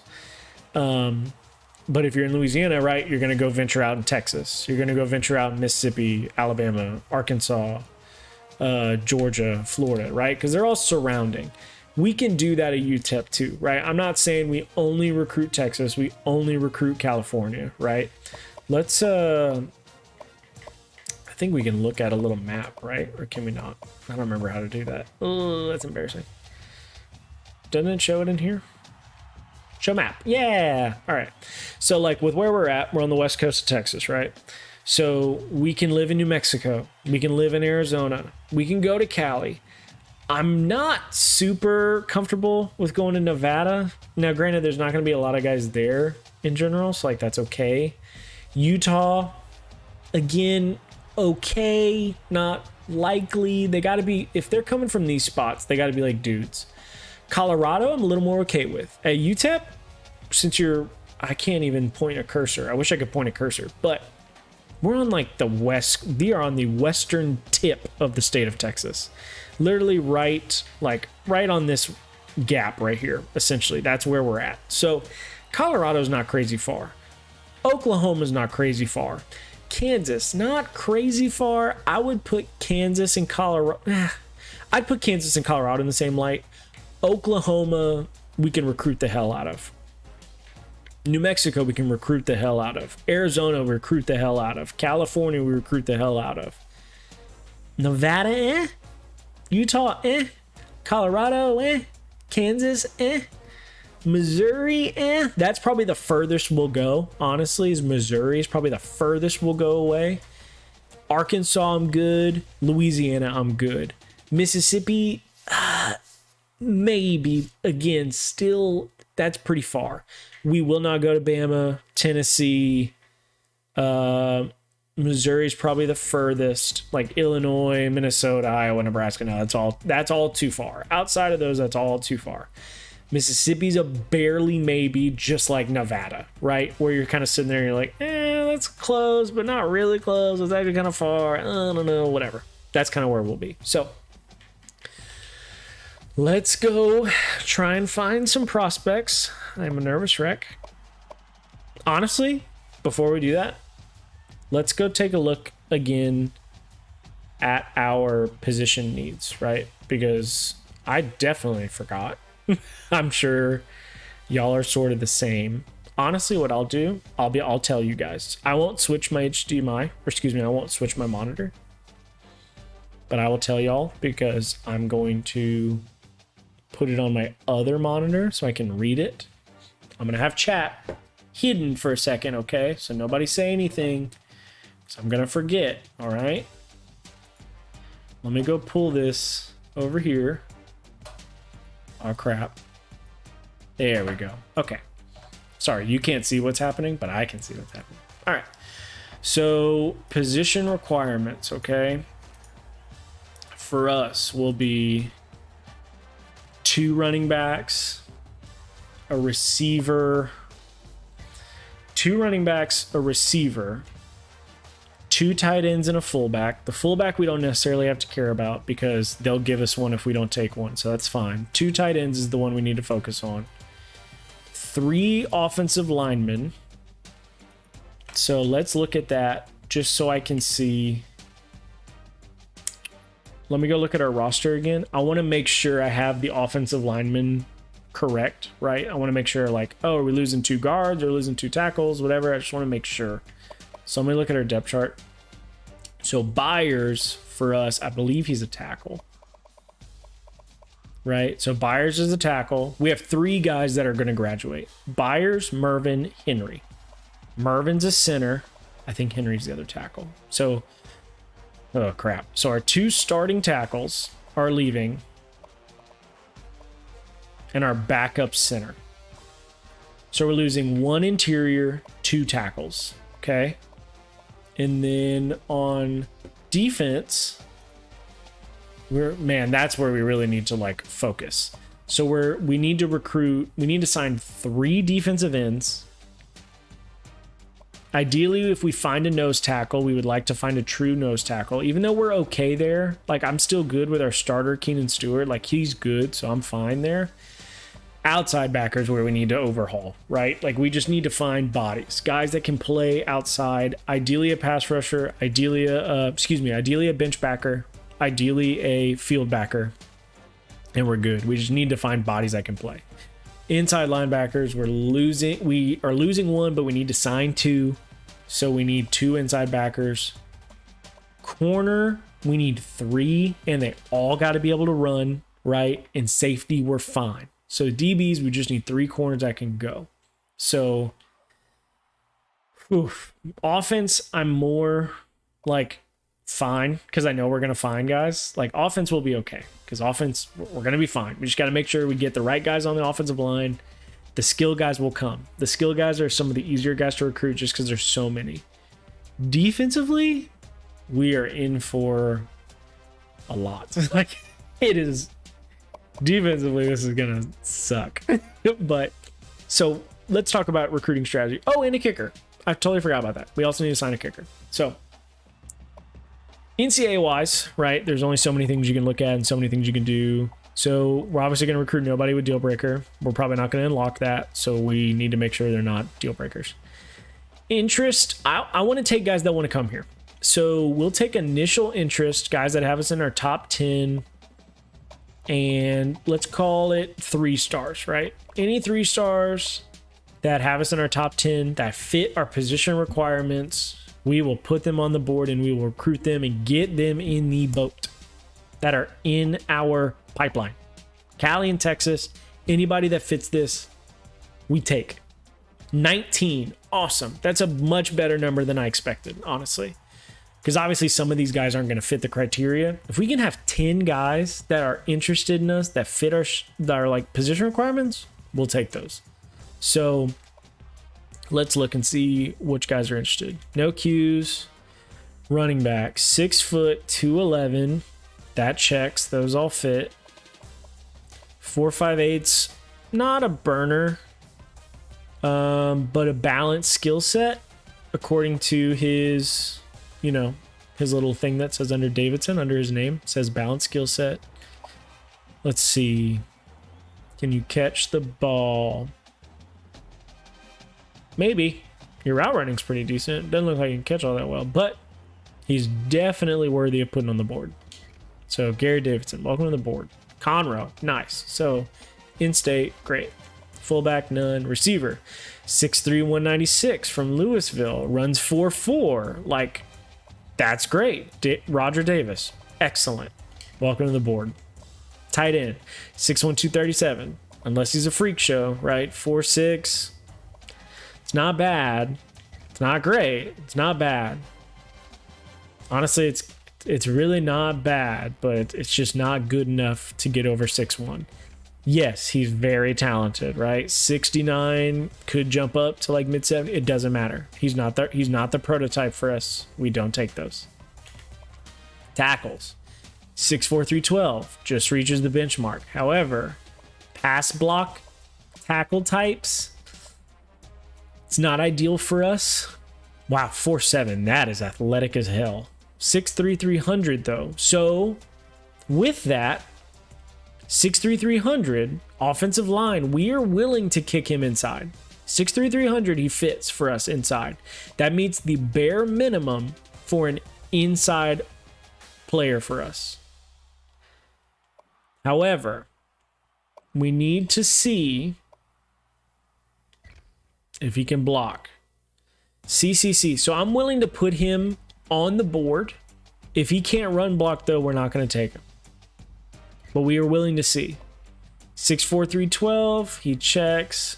Looks strong. 605 squat. We'll take him. We can take a look at that. 6'5", 285. Now, this is interesting because he does not fit our requirements for guard, right? Because he's not heavy enough. 285. That does fit our tackle requirement, though. I'm a little worried he's not going to be able to move around well enough. B acceleration's okay. 5'1's okay, right? But we take him, we put him on the board because he does fit our tackle requirements. 285 is our minimum there, so we can live there. So we'll add him to the board. But thinking of him as a tackle, and the kid that we have on the board as a guard is actually thought of as, or excuse me, on the board as a tackle is actually thought of as a guard. So they would flip-flop. Centers. 6'4", 303, that works. 4'86 is fast. 4'78 is fast. 6'3", 290. 290 is not going to work. It's not heavy enough, and he's not long enough to play tackle. Culver doesn't make the cut. However, Richie Curry, you make the cut. 6'4", 303, that works for us. You make the board. D-end. Now, this is the one that's going to suck because I'm pretty confident none of these guys, like very rarely the D-ends actually fit. Most of the this is where we got to get, Bobby Pitts. I love that. 6'4", 277. I love that. So that guy's on. Like body type wise, that guy is on. He fits us. His skill set's pass rusher, but height weight wise, he's excellent. So we take those. Just because those guys are rare humans, right? 6'4 plus guys that are like 270 plus or just don't exist in the world. So when they come available and they're out there, you take those. Let me check chat real fast. We're good. One viewer, we're good. Okay, just making sure I didn't miss anything from anyone. So we continue on. 6'3", 240. So 6'3", 240. Does that fit anywhere for us? Does it? Yes, it does. 6'3", 240 fits field backer for us, right? It could No, they're not tall enough. They really need to be, well, unless he's super twitched up, which he's not. He runs a 4.8, so odds are he's not super twitched up. However, 6'3", 240 does work for us at the other outside linebacker. That's at field backer. We could add him to the list, but we got to keep in mind that he's an outside linebacker prospect. Okay? Same with Scott Young. 6'2", 233. That works for us at outside linebacker. It's not ideal, but it does work for us. Again, probably gonna have to see if he can run. That's both of them, by the way. Both of these guys are gonna have to be able to run a little better than 4.8 in order to make the team, but they work for us for right now. We can see if they're field backers. 253 is too heavy. 253 is way too heavy. 4.8. He's too much of a, what I would call a tweener, which is like you're in between positions, right? He's not long enough to play in. He's not heavy enough to play in for us. Not athletic enough to play linebacker. And he's not long enough and twitched up enough to play the bench backer. He's just a tweener. Sorry, Fields. Not for us. D tackles, 6'4", 281. Now, Katy, Texas. Shout out. That's where I'm from. That's awesome. 6'4", 281. Run stopper, 504 40. So not terrible, not great, but not terrible. This guy works as a defensive end for us. This guy could play 4-eye potentially. We need to see if he's athletic enough to play end, but I do like what we have, 6'4", 281. That is an in for us. 6 foot 291 does not fit anything. This guy would have to be a freaky athlete to be a situational guy for us. He runs 5'2", and he's not super strong. I'm assuming he does not fit. That is a no-go for us. Outside backer. Okay. So 6 foot 202. That fits what for us, right? Safety. That guy could be a DB for us. However, what do our DBs have to do? They have to be able to run. And 4.88's not going to cut it. So, yeah, he might have some acceleration, agility, whatever.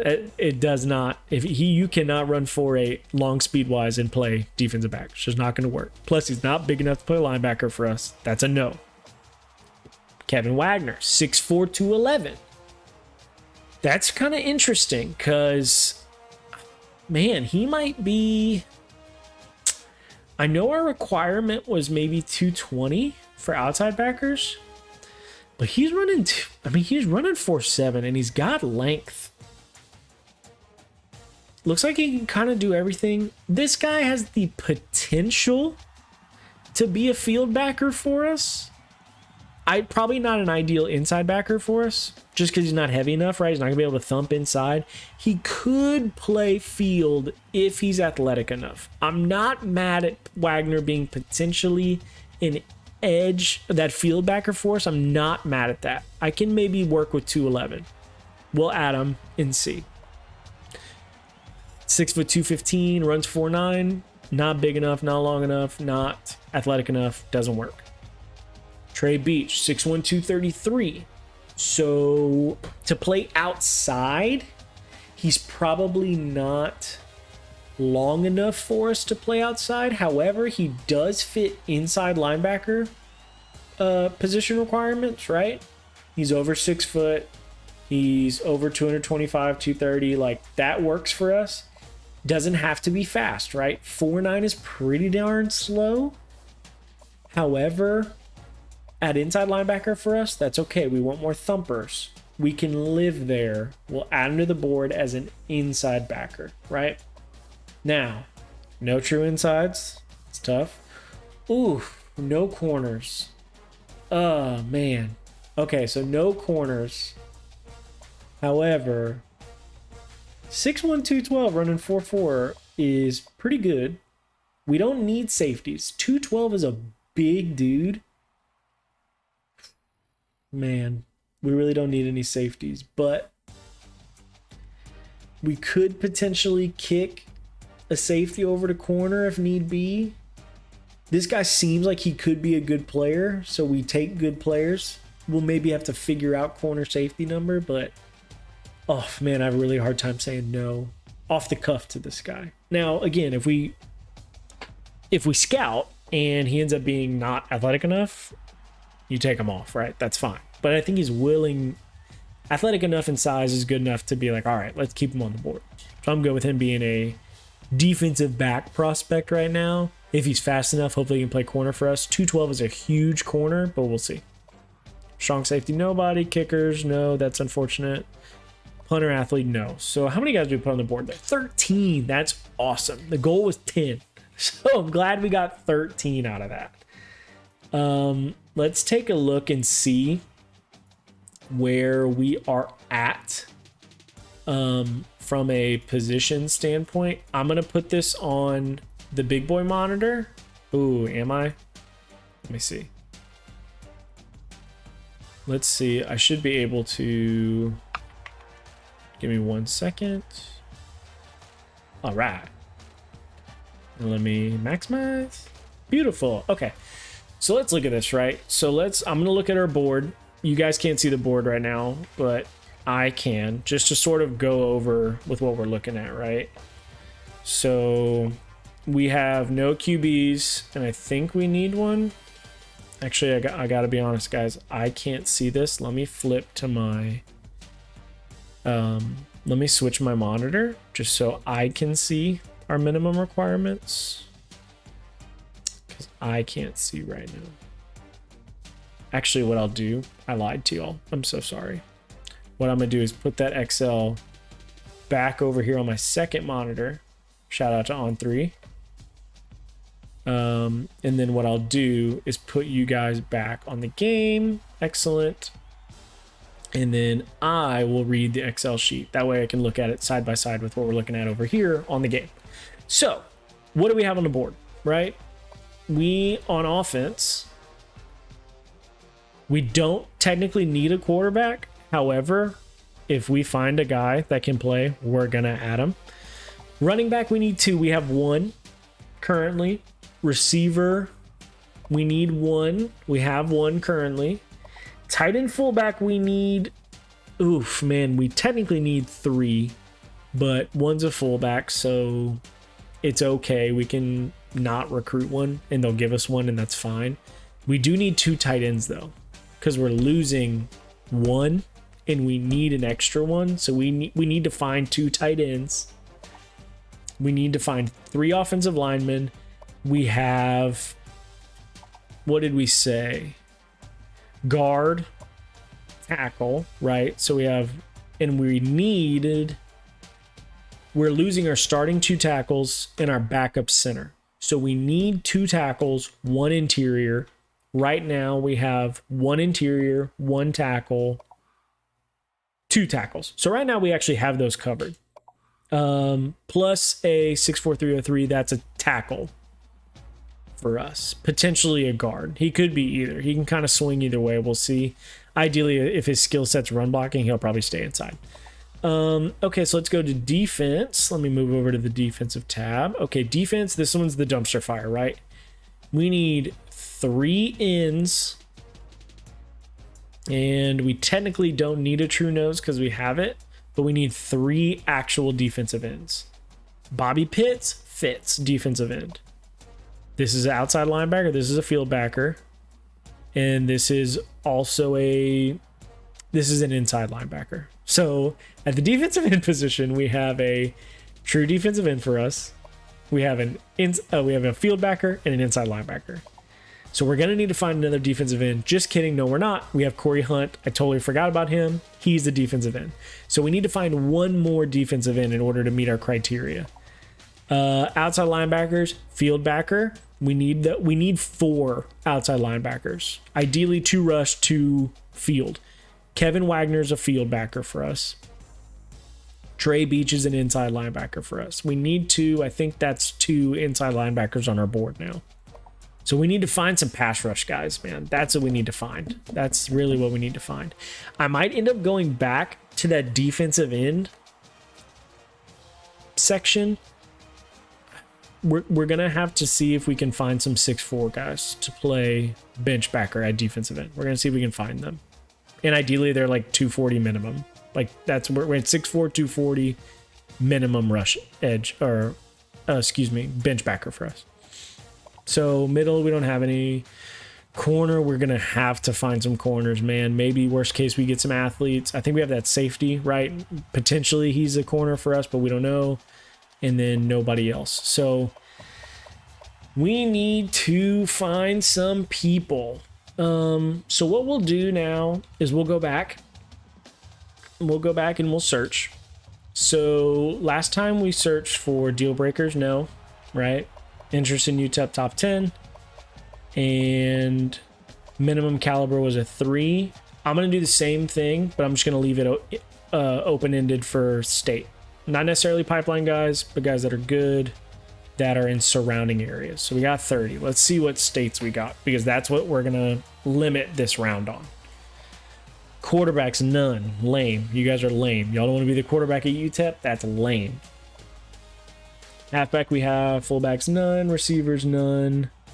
Tight end, that was the one we said no to because he does not fit the mold, right? 6'1's too short. 6'2 too short. Also Connecticut. No, we're not going to Connecticut. 6'5", 260. Hawaii. Sorry. Again, you fit, but you're from Hawaii. We will maybe go national if we are late in the game and we literally cannot find anybody to fit like our prototypes. That's what we'll do. So for now though, let's go Port Allen, Louisiana. 6'3", 269 though. That's too small. Like for interior for us, it's too small. He's not tall enough. Too small. Sorry. I'm all for Louisiana guys, but it's not gonna work. Huntington, Indiana, 6'4", 309. Now I will say on the offensive line, dang, John Rodgers again, 6'3", 275. Too small for us. That doesn't work inside for us. I will say along the offensive line and quarterback are probably the two position groups who are willing to go national, just because good linemen don't exist and good quarterbacks don't exist. Or, I mean, they do, but you're just willing. They're not all going to be in your surrounding area. There's not going to be enough good offensive linemen in your surrounding area. And if you have a down year in your state or something like that for quarterback, you're probably going to have to go national for quarterback. So with that being said, when offensive linemen fit our height weight requirements and are national, we're willing to add those to the board. So with that said, Ted Robinson, you can join us on our board because it works for us. We can take that. So sorry, I have to itch my ear. My ear pods after X amount of time start being really itchy. So let's move to guard, none, center. Whoa. All right. 6'6", 280. Big, long dude. I don't remember if we said 280 or 285 for tackle. But I like the athlete. The athleticism's fine. It's not great, but 6'6", 280 is pretty. So we can live with that as a tackle prospect. We can live with that. 6'2", 276. Man, all the Louisiana guys, are they just short? What's going on? 3 Louisiana linemen can't add because they're too small. Latimer, 6'3", 289. Again, too short, not heavy enough to play inside for us, not tall enough to play tackle. That's a no. 6'3", 290, same thing. Our minimum for interior guys is 300. Oh, that's Culver. We already said no to him. That's why. The end. Okay, let's look at this again, because 6'5", 244 is exactly what we want for edge. Like bench backer for us. That's awesome. We will add him. He is on the outside linebacker list for us. Casey Walker, 6'2", 257 from Louisiana. 6'2", 257. That's too heavy. That's a tweener. That's exactly like Fields. 6'3", 253. Again, that's a tweener. That's too heavy to play backer. Not long enough or athletic enough to play outside linebacker for us. I think I mixed that up. I think I said, yeah. Or excuse me, not big enough to play defensive line. That's what I was trying to say. Sorry. So let's look at the tackle. We got 6', 291. Yeah, no, that's the same guy. Outside backer, 6', 202. No. 6', 215. No. Unless they're super athletic, which he's not. 4'9". Middle backers, no. Corners, no. Woof. Man, DBs, we're having a hard time. Whoa, athlete. Okay, 6'4", 240, runs 4.5. Wow. Okay, so this guy has the chance to be inside or outside. He's athletic as hell. 580 squat is pretty nice. And he's a Louisiana boy, which is great. This one's got a multitude. I totally understand why they're athlete, because they could play. I mean, they could be a pass rush specialist for us. They're 1 pound off the minimum. We're okay there. They could be a pass rush specialist, depending, especially because if he's runs 4.5, that's athletic as hell at 240. I'm assuming this person's gonna have a skill set of more of a linebacker. They're strong as hell, 580. 6'4", 240, that could be inside for us. That could be outside for us. That could be field, inside, or bench. Like, they check either way, especially because they can run. So this guy's for sure on our board and like way up there, if I'm being honest. That's kind of awesome. Excellent. We love that. Super cool. So, oh my gosh, I dropped my AirPod. Excuse me. I'll be back. Okay. We're here. Sorry. Can't believe I did that. So let's look at it. I'm going to minimize so I can make sure I didn't miss anything in the chat. Nope. I still got one of you here though. Thanks for being here, whoever's still here. If it's Colton or Grant, thanks. Or if it's Thomas, I don't know who's here anymore, but thanks for being here. Let's look and see. So the next mission for us, I think, will be, let's do 2 stars in our pipeline that are top 10 schools, no deal breakers. Okay, so this should give us a wider array of talent. Hopefully, let's see what we're looking at. Hopefully 36. That's good. Hopefully we can find some guys that fit some of these position groups that we don't have. Again, no quarterbacks want to play here for some reason. Running backs are the same. No fullbacks. No receivers. Jeez, where are these guys at? Okay. Okay. All right. 2 tight ends. Your ratings are horrific. For the record, they are not good. 52 is bad. 56 is bad. But they do fit our height weight. We'll add them on. Maybe they're gems. Maybe they're like secretly 65, 63s or something like that. We'll see. Tackles. What are we looking at? 6'3", 318. You are a guard, but you fit height weight for guard. You seem strong with a 560 squat. We'll add you inside. That's an interior guy. 6'6", 281 fits. They're in the pipeline. That's the bare minimum. However, 51 overall is really bad. For the record, like, this dude would have to jump up like 10 overall for us to even consider him. And that's an important distinction, right? These guys can fit height, weight. They can fit position minimums and all that stuff. If they're a bad football player, you still don't take bad football players. Like, that's still, just because a guy fits height, weight, speed doesn't mean you take him just because. If they're not good, they're not good. So 51 feels very, very low to me. I don't think they're going to be able to jump like 13 points to be able to take. So what I'll probably do is not put Jason Vincent on the board because, man, that's a low number. That's a really low number.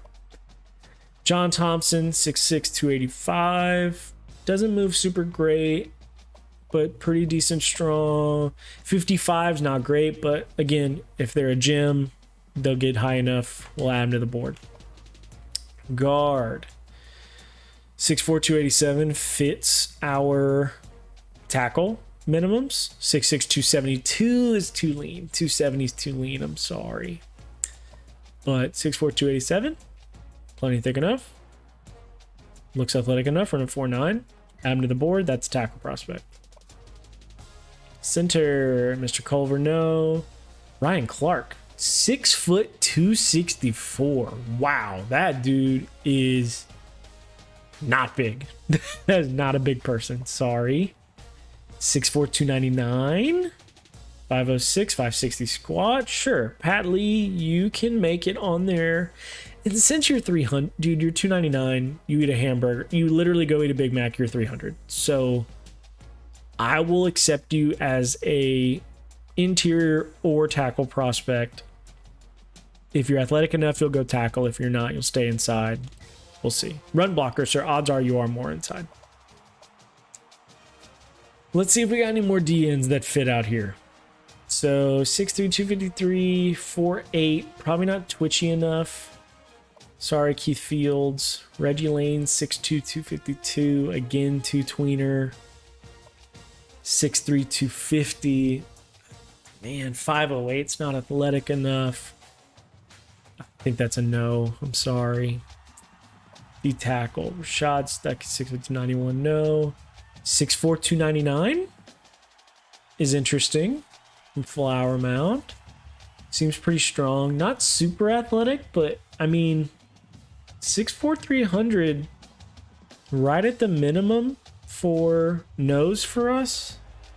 It also technically fits on the 4-eye. I don't think they're going to be athletic enough to play in for us, but we're willing to see. I think we're willing to see. Let's throw them on there. Why not? Outside. Okay, so no. Sorry, Geschwind. You're just not going to be fast enough. Also, your last name is impossible to pronounce, so that plays a big factor for me. Chris Williams, 6'2", 215. No, not fast enough. Now, 6'1", 225. Running 4'6". I like that. I think you meet our bare minimum for inside linebacker. Plus, you're strong. You got a 570 squat and run 4'6". You definitely have a shot. I like that potential inside linebacker there. 6'3", 231. So that'll be inside backer build. 55 overall is fine. If you're a gym, you got a shot. Runs 4'8", which is okay for us. Plenty big enough. I don't think you're going to be strong enough. 485 squat's not great. Ultimately, I just don't think you're going to be strong enough to play inside for us. You're definitely not going to be fast enough to play outside for us. I'll add you inside linebacker. Hopefully they're a gym. We'll see. Again, no true inside linebackers, which is kind of frustrating. Oh my God, we finally have a corner. Finally have corners. 6', 180. JUCO, totally fine. Running 4'4", we probably need those. So we'll take that one. Darnell Noel, 6'2", 172. Runs 4'5". Isn't great. Gosh, 200 squat. Like, that's brutal. 4'5's probably not fast enough. I do love the length though. 6'2's big. Solid skill set. We'll see how fast he is. I'm worried he's not going to be fast enough, but we'll add him to the board. It's still a body. We'll see. No safeties. Well, a kicker, finally. Thank goodness. And the kicker, 6', 172, running 4'8". Like, who knows? And he squats more than that other guy. Perfect. Okay, so Chaz Higgins, great. You will be on the board. Do you have kick power or something? D&D, that's terrible, but we need a kicker, so we'll see. No punters, no aths. All right, we're at 29. Almost there. We're almost there. Almost there to start the simming. So what we'll do now is go to no pipeline, 2 stars, top 10. And what I think we should do, right? Let's go look at our minimums, right? Let's look at it. And let's look at who we have. Let me go to our board again. I apologize. Let me go to our board so I can take a peek at where we're at in terms of needs and what we have currently on the board. QB, we don't need one. Ideally, we get one because we need to have somebody in the pipeline. We'll probably take a QB every year, to be honest. Running back, we need one more. We have one. We need one more. Fullback, we will eventually need one, but we're not worried about recruiting one. Receiver, we need one. We have one. Unless this guy's the guy, we're probably going to need to add a couple more to this. Tight end, we have 2, which is good. We need 2. I'm worried that Tommy Moore's not going to be good enough. However, we are needy at that position. I'm not saying we reach now, but eventually we could get to a point where we need one. Derek Anderson, same sort of deal. Has a better chance of being good, but we'll see. Tight end's going to be a position we're going to have to look at pretty hard. Offensive line, I'm not worried about looking too deep into right now. We have a lot of them on the board. What's that? 3, 2, 5. Yeah, so 10. We got 10 guys on the board. We need 3. So I'm good there. I think we got a good look at some interior guys. Let's go to defense. Let me flip real fast. Okay. This is the one that's going to be such a pain just because they're not all going to line up and it's going to bother the hell out of me. So Bobby Pitt, 6'4", 277. That's a true end. We need 3. That is a true end. So that is one end. Tyler McGee, 6'3", 240. I believe is a field. Potentially an inside guy. Scotty Young is pure inside guy. Aaron Moore is potential rush back, bench backer. I keep saying rush backer. Rush end or rush backer. This is a bench. So we got a bench, an inside, a field or an inside, and a 4-eye. That's why defense is the worst.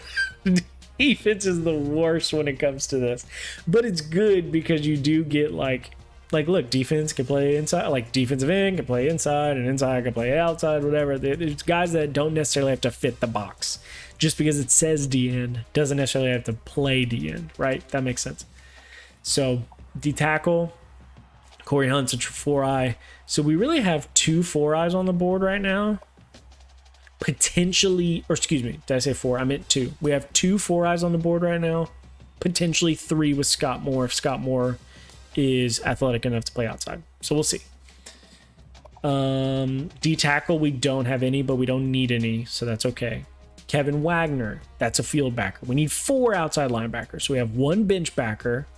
We have 1 field backer, 2, I think, potentially with one of the other ends. So we got 2 field backers. Inside.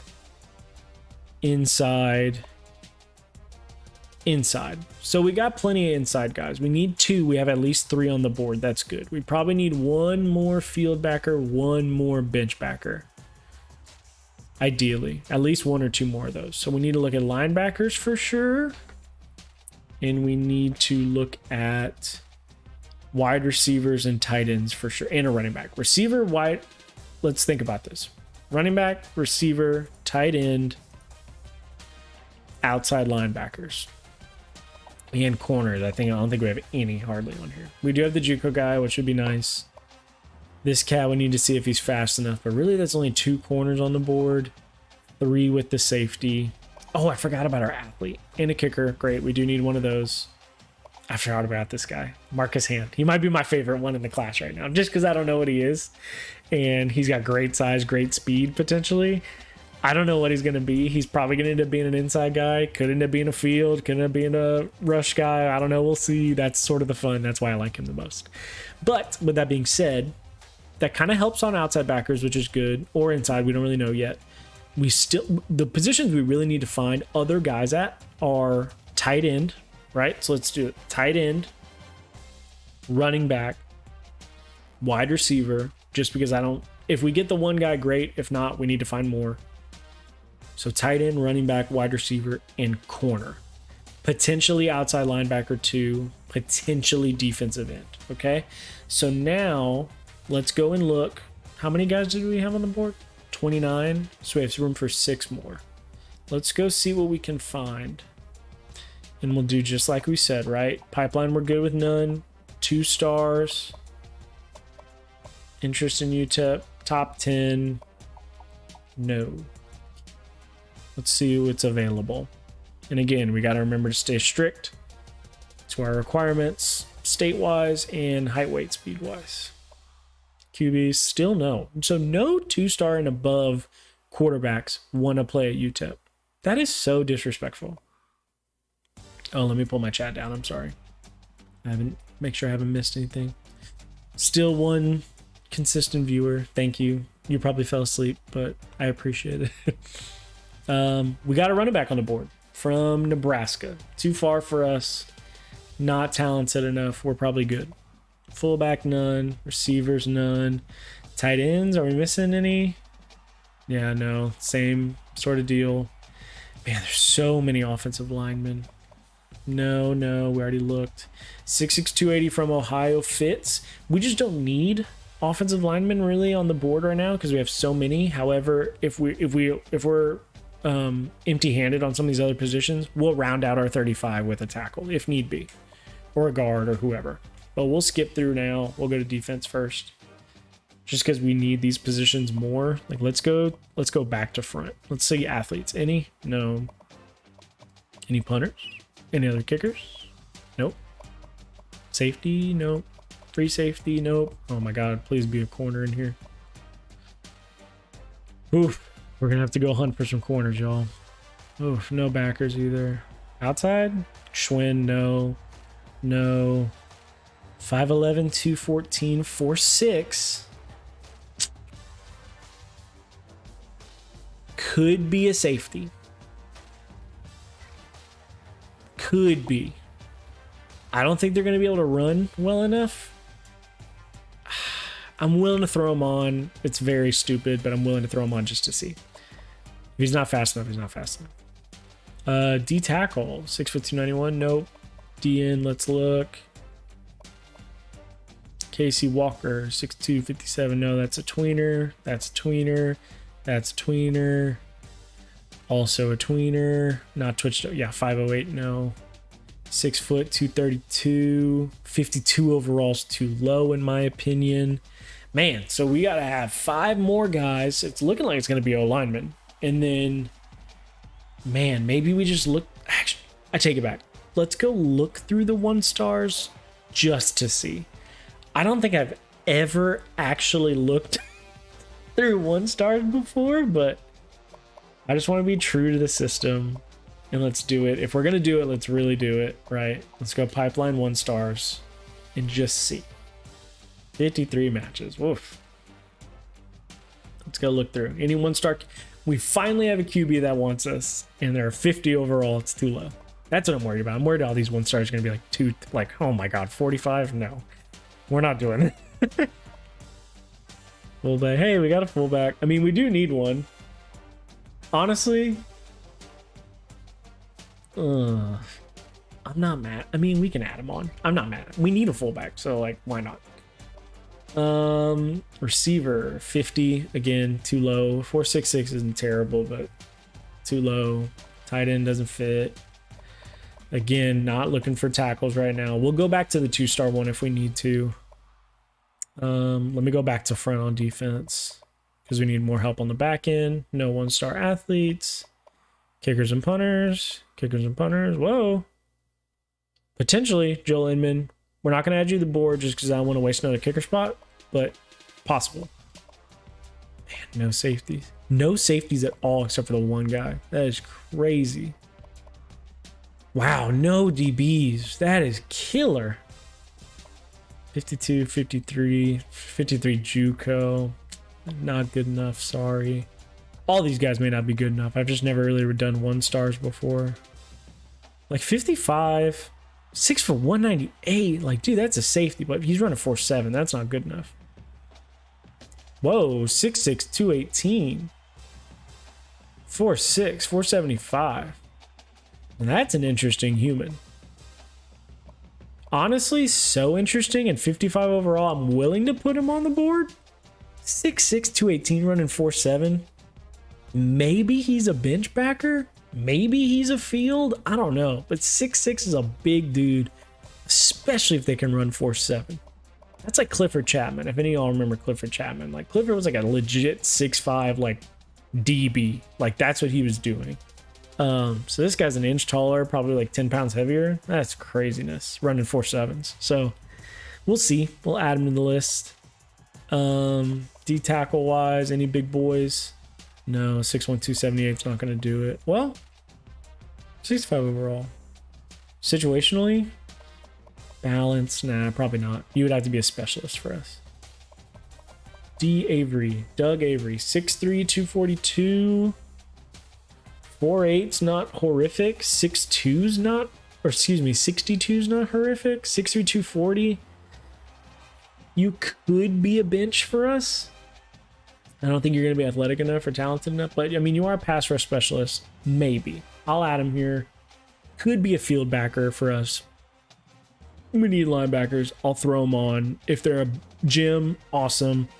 Just because he's a JUCO guy, he's not going to be super good, but we'll see. Never know. I'm not going to say no here. So we need to add 2 more.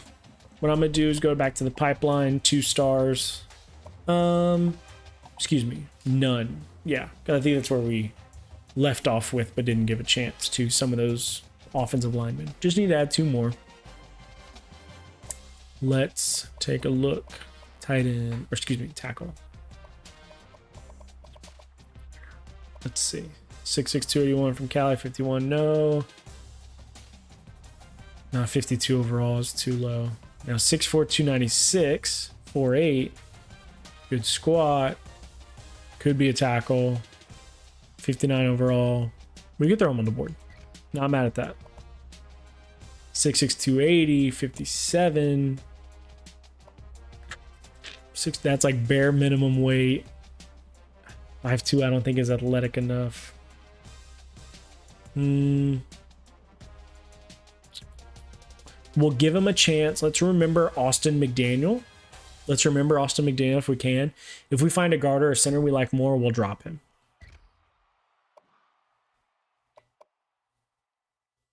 Too thin. Sorry, Braylon. 272 is too thin. 276, no. No. 6'3s. No, you gotta be 3 hundo. No. 6'1", no. 6'1" doesn't work. Okay. So that's good. Yeah. Guys, we've done it.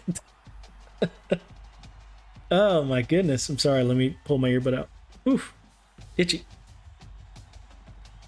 Guys, this is kind of awesome. Like, I'm actually really pleased with where we're at. Y'all, 2 hours in. 2 hours in. Oh man, my hair just pulled all the way down. 2 hours in, and we have completed our board. Have not played, have not simmed a thing. We finally got our board made. And now we're going to go through and just kind of do some scouting. There's probably a more strategic way for me to do this. I'll go through the heavy positions first. I think it makes more sense maybe to do like the team needs first, but I just want to get through the guys that we know we have a ton at, because I want to be able to sort them. Excuse me. I want to be able to sort them first before anything. So let's just go overall and just go down the list. Okay. All right. Right. All right. All right. Alrighty. Okay. Okay. All right. Okay. Okay. All right. And okay. Great. Okay, so that's offense, defense. Let's try these guys. We'll probably be done at D tackle. Or at least close at D tackle. Maybe one linebacker gets it. Yep. One linebacker gets some love. Hooray, Kevin Wagner, you did it. All right. So guys, we are in season. We are here. This is so exciting. This is gonna be brutal. I feel like I'm worried that our team's just gonna get killed, and it could be a long season. I don't know. We'll see. And what we'll do as we go through, obviously, we'll look through we'll look through the stats. We'll see how our guys are doing. We'll look at award lists and stuff like that. Like, we'll go through it just like a normal season would. That's sort of the fun of this. This is like real to how like a real GM or how real personnel people live for a football season. Once the season starts, you're worried about recruiting and you're worried about winning games, but you don't have a say in what's going on the field. You have nothing. This first year, for sure, in season 1, like, you're just there. You're a fan. On game day, you are a fan, unless you got recruits in the building on visits and stuff. But right now, I'm just like, we're all in the same boat. We're going into the year and we're going to see how it goes. Let's look and see around the... Where's the ESPN thing? Or do they not have that yet? I guess not. I guess I'm dumb. I think that's week 1. Let me check. Am I dumb? I could be. No, there's no like award things yet. Okay. So let's just let's start it. Oof.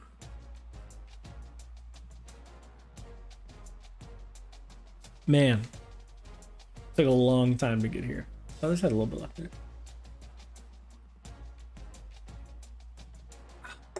Delish.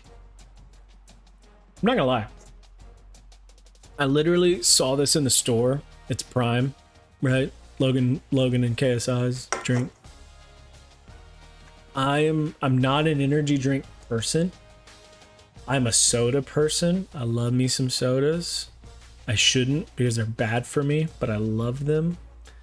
I was shopping at HEB and I saw this in like the little fridge next to the checkout. And the only reason I tried it is because I will gladly sponsor these people. I do not drink them because they're probably not good for me. I don't know, but I'm very confident they're not. Bang energy drinks taste so good. They're so good. I love them. The cotton candy one is like so good.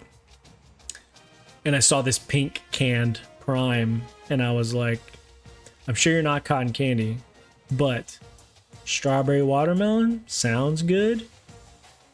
If this tastes like Monster, it's going to taste terrible. But if it tastes like Bang, it's going to be pretty damn good. And boy, oh boy, I tell you what, it tastes closer to Bang. It is pretty darn good. I will give them credit. Prime taste that, I mean, at least the strawberry watermelon one is pretty damn good. So sign off. Cody Bellaire sign off on Prime strawberry watermelon for taste. It tastes very good. Guys, we got a bye week.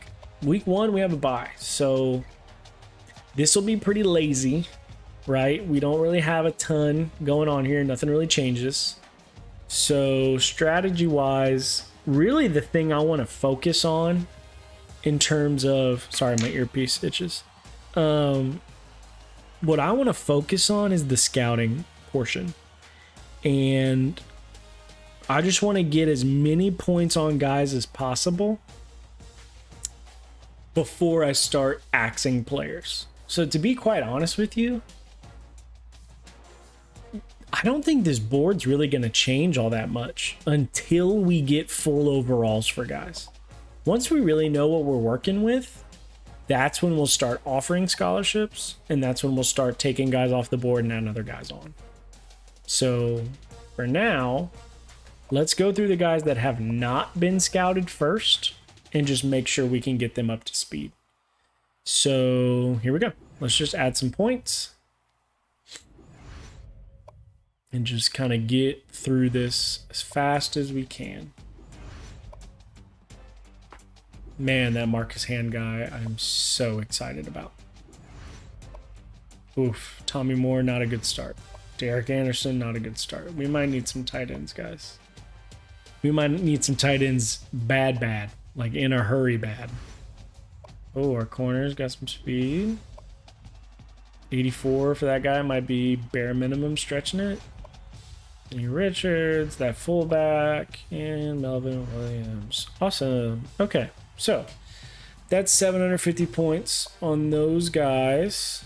Ooh, I should have done this opposite. That's okay. Because now I got to go through and scout the other guys that we did give points to. So let's see. We'll just go through real fast.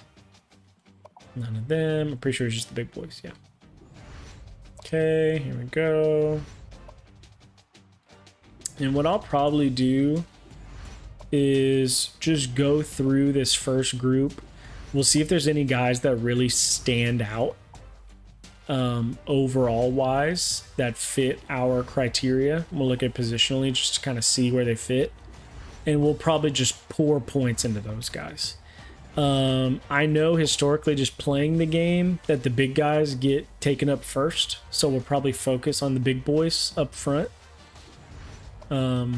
just because I think those positions just go really fast. I think you can find skill guys at any point. However, the big boys like offense, defensive line, they go very quickly. So if we can throw points on them and get those guys done with, we'll do it. Okay. Outside, yep. And then these guys should have all their stuff. I think that's all we did, right? These guys have all done. Yep. Okay. And Kevin or Marcus Hand. Yep. Okay. Great. So now let's go through and just kind of see who is good as of now, being 50 or 25% scouted. So like that tackle at 75, sign me up. Like we will throw all of our points at this dude. Anthony Gibson, 72 corner, great. 60-90 tackle, great. 68 athlete, I love that guy, great. Tackle, good. Center, good. We'll go 125 each for these guys, just to give them some love. Like, why not? You know, we'll split them down the middle. Okay, excellent. So with that, we move on. Nobody's in a visit. Let's take a look and see what we got preseason wise. And I think now we finally have some stuff. Yeah. So let's look at the outlook for this team right now. We're in week 1, year 1. We are projected to be the 101st worst team. Excuse me, 101st best team, I guess. We are projected to be bad for a long time. For at least the next 4 years, we are projected to be bad. So we'll see how that goes, I guess. It's not ideal for sure.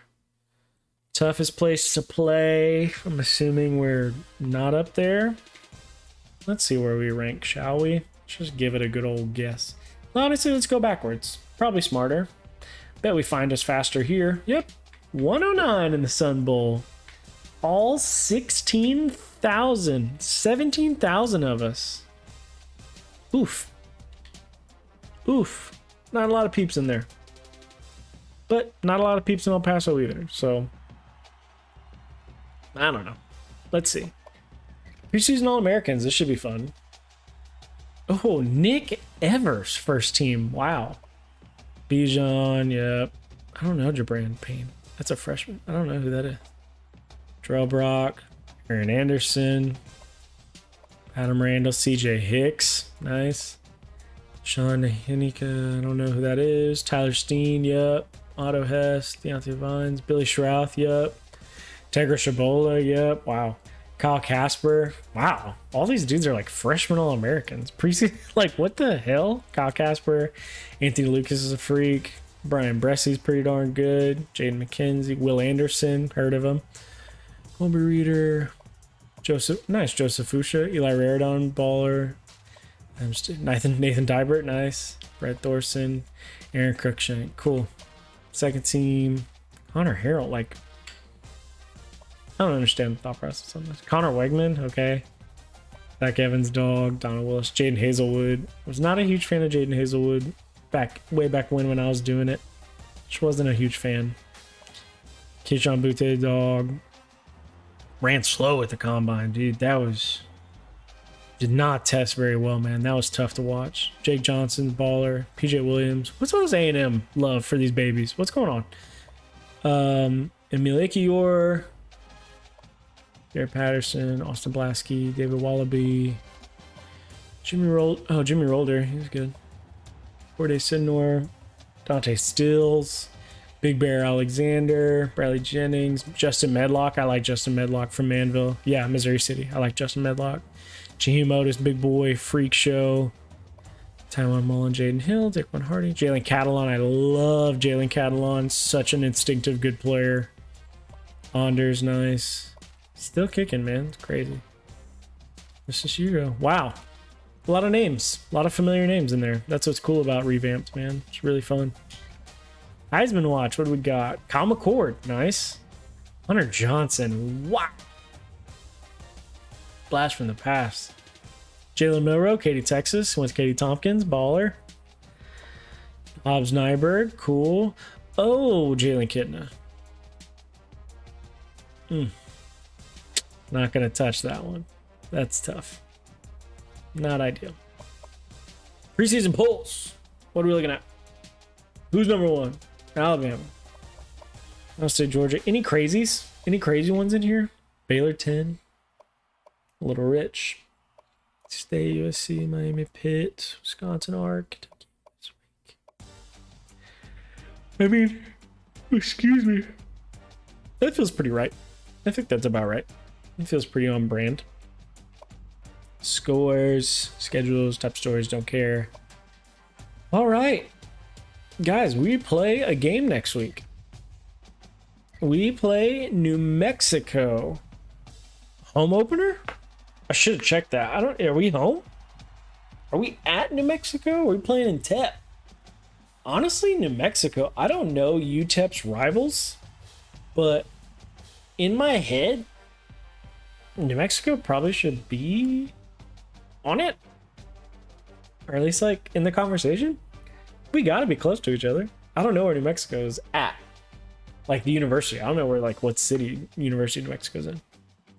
Or New Mexico State. I just don't know. One of them's got to be in Albuquerque, I'm assuming.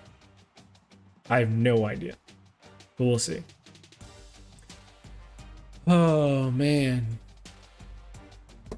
Let's see what we got. Auto save in progress. All right, New Mexico's lost. Oh, good. It is a rivalry game. I freaking knew it. I was like, this has to be. All right, let's see. Nothing moving here. I want to play/sim the game first. Excuse me. That way I get Coach XP. Because if I get Coach XP, I can at least, like, hopefully rank up to some degree to, like, put points on at some point. So what I'm going to do is go in the game, right? And I'm going to pick offense, that's our defense, controls, whatever. This doesn't matter because when I pop in this game, I'm going to sim it. Look at K-Sean. So crazy, dude. Like, that has been the cool part, like, outside of the gig itself, right? Because the gig itself is fun and the gig itself is cool. But the cool part after doing it for so long is, like, seeing some of these guys that you've known as recruits. Like, I remember when K-Sean was, like, coming out of high school. Now he's going to be a draft pick, and you're just like, holy cow, I am so old. Like, it is unbelievable that these kids have just grown up to be, I mean, NFL players. It's crazy. New Mexico's top players, we didn't really look at their team or anything like that. We're fine. You know, in real life, we'd probably do, like, advanced scouting and stuff and really get a good idea for who we're playing, but in this, not super worried about it. Maybe down the line, like for bowl games or, you know, if we're playing like conference championships or big ticket games, we'll see. But for now, we're going to roll with it and see. So here we go. Game one. Look at me. Look at me, the head coach/GM. Not going to do anything. Oh, I do get to have incentive on the kickoff. Ooh, man. Big factor. Oh, and we're home. Let's do it. Home opener, game one against New Mexico. I'm going to lean back a little bit. I'm getting a little tired. I'm going to lose my posture. Ooh, do we receive? No, we kick because we're smart. Guys, I am a nervous wreck going into this. All right, let's see. Don't fail, guys. Let's win. Let's win.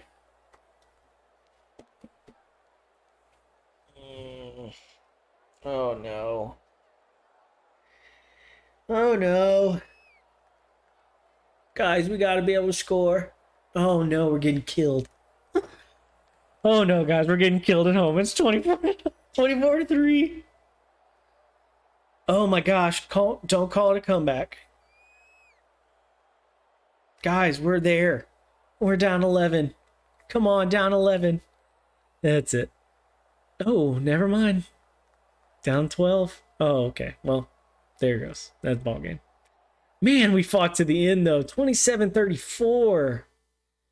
Got a lot of points, though. 415 is honestly way better than I was expecting week 1. That's actually very promising.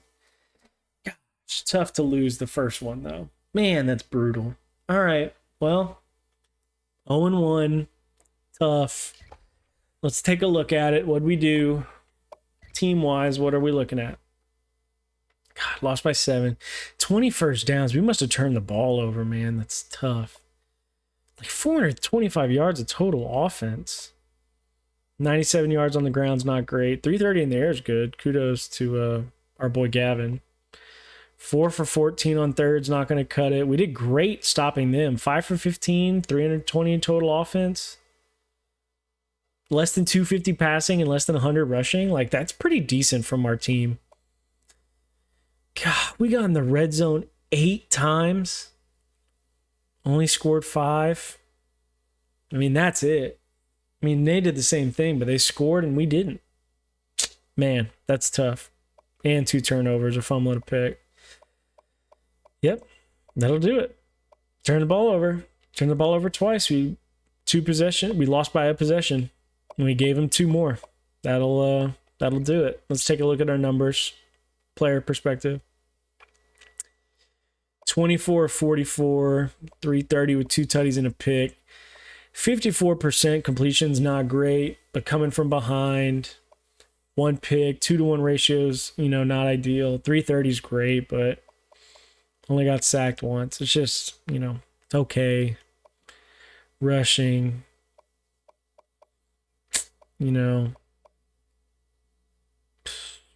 27 attempts. Averaging 2 a carry. Like, we can't do anything about that. 4.8 is not terrible, but, man, 2.7 for the guys touching the ball the most. Can't do that. Neither of them fumbled, though. None of these 3 fumbled. Our receiver must have fumbled. 8 for 140. Wow, that's a great performance, Tyron Smith. One of them must have fumbled, though. Who scored? Arai Flores. Interesting. Let's see, who dropped the ball? We can't have that, guys. 2, 4, 5, 6, 7, 8 drops? 8 drops is brutal. We can't do that. Who fumbled for us? I still didn't find that. That's interesting. Jerome Wilson, a little freshman, redshirt freshman leading the team in tackles. Love to see it. Tyrus Knight, cool. A lot of TFLs. 2, 3, 4, 5, 6 TFLs. 2 sacks. Pretty impressive. No picks. 3 PBUs. Decent. Forced a fumble. Didn't pick it up, though. Right? No recoveries. That's tough. I'm assuming we didn't score. I mean, we definitely didn't get a safety. No blocks. No tutties on the defense. 2 for 2 in field goals. 1 for 1 extra points. Great job, Gavin. That's all we can ask for there. 44 nets. Not great. Like 36 yard. Like, that's not great. Need that closer to 50 and 40 here, please. Kick returns were decent. 22, 26 longs. Gosh, nothing on the punt. Yeah. Man, where did we fumble? Am I missing something? Maybe it was on the sack. Interesting. Don't know. I'm assuming it's a receiver that we lost fumble on. Yeah, man, that's a tough week 1. That's a bummer. Bummer week 1. Bummer week 1. I'll look at the schedule and we'll look and see where we want to get to. Players of the game. Who played well? Yeah. Oof. All right. Let's see. We got to recruit. I forgot we got to recruit still. Obviously. We'll probably get to let's see. Where's our schedule? I'll probably get to let's see. 25. Where's our first bye? After week 6? After week 7? Oh god, we have played a lot of games. Holy cow. When is our bye week? 14, I guess. I mean, we already had our early bye. Oh, wow. We played a lot of games in a row. That is crazy. Let's try and get to week 7. That way we'll have 6 games played, I think. We'll go to week 7 or try to. We'll try to. We'll see. We've already been streaming for 2.5 hours. You know, maybe we get to 2 o'clock, 2:15. We'll see how this goes. We'll just play it by ear. We'll see. Again, appreciate it. I don't know if whoever's still watching or whoever's out there, we have one viewer. I don't know if it's one of my boys, Colton Grants or Thomas or whoever. Thanks for being in here. I appreciate it. One the whole way has been super cool, so I appreciate you sticking around. Whether you're dead asleep or not, it's pretty cool just to have one sitting there. So it makes me want to be more engaged. So I appreciate it. Yeah, let's recruit. We're getting in here now. We're getting in the nitty gritty. Let's recruit. Probably going to start getting close to capping some of these guys off. We're definitely going to be able to put a lot of points towards people. So let's just complete those, or at least do a lot of those. Let's scout. Let's scout it out. Okay. I'm going to sink back in here again. Here we go. We'll have a better idea. We'll have a more painted picture for a lot of these guys, which will be great. Oof. Not good. I think our tight ends are going to be bad, and we're going to have to go find some, which is tough. I'm loving our offensive linemen, though. That is refreshing. Also, we are in week 2, right? So we'll see. Oh, I should have done that before I finished scouting these guys. I'm so stupid. I should have definitely checked to see if there's any that just dumped us off completely. Like, let me see where we're at, top school-wise. Like, -10, that's fine.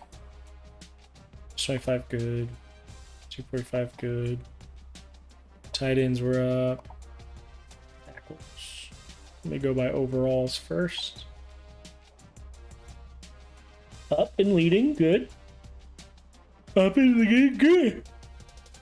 Guys, that's good. Oops, I did not mean to do that. That's great so far. So nobody on the chopping block yet. Ben Mason might be fine there, fine there. Down probably, down probably. So not completely far gone yet. We will do some scouting on all these guys. Did I finish them? Okay, good. So we'll go to guard. Not completely writing those guys off yet. -40, -130, that's fine. Up there, that's great. Let's finish these guys. Okay, great. Let's check the centers. Up, good. Ooh, see, like, down 1,000, down 640 in a week. We're fine. We'll probably take them all. Padley, up 155, good. We'll continue with these guys.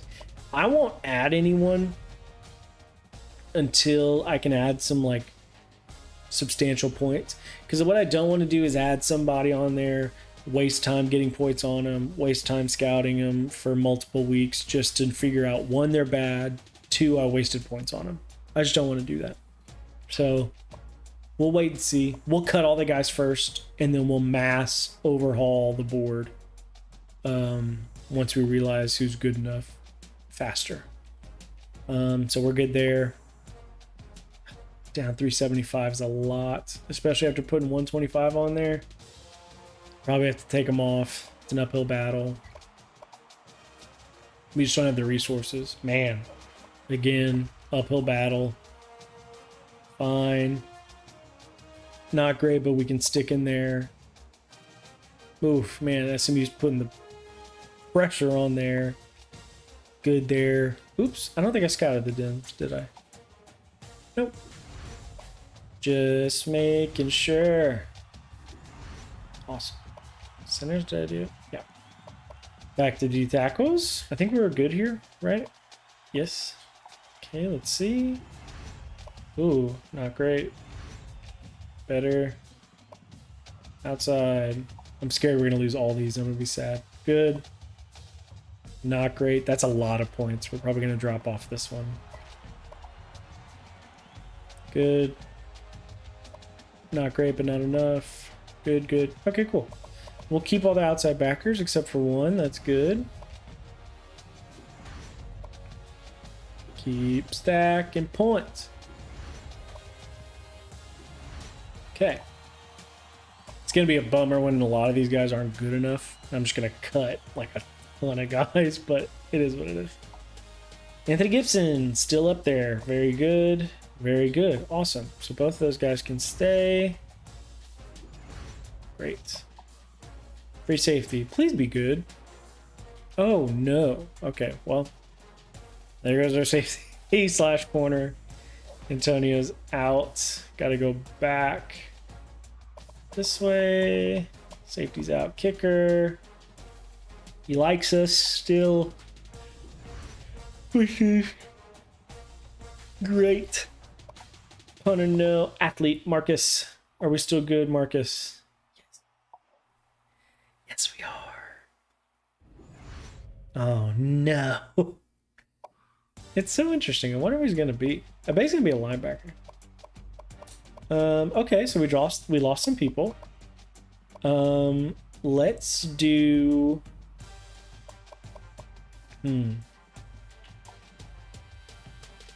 guess that makes the most sense. Corey's a D-tackle, but we're also in a fight, right?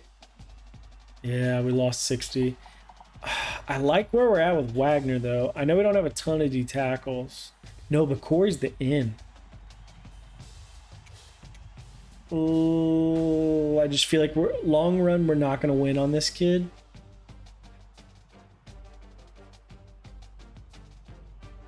But we need linebackers. The decision I'm having in my head is, do we fight the Corey Hunt fight, knowing that our odds are against us, that we're probably going to lose out at the end of the day? Do we put it on Wagner instead, knowing that we are in a good position? However, we do not have a lot of DNs, and he definitely fits the type for DN for us, right? Is this the Katie kid? Yeah, like he fits to like a T. I'm gonna keep him on until Kevin Wagner gets pursued. And he's got scholarships though. He will get pursued. But we have so many points to him. 305 automatically. And we're fighting. We'll stay. He's getting 300 points from us. We'll stay right here. I'm actually okay with this. Kevin Wagner will stay because he's getting 300 points from us, just being on the board. So we'll stay with them. We'll stay and see. We'll move to week 3. Oof, Coastal Carolina too. Man, we needed to win that first game. Because I'm scared Coastal Carolina's gonna kill us. And that will be a bummer.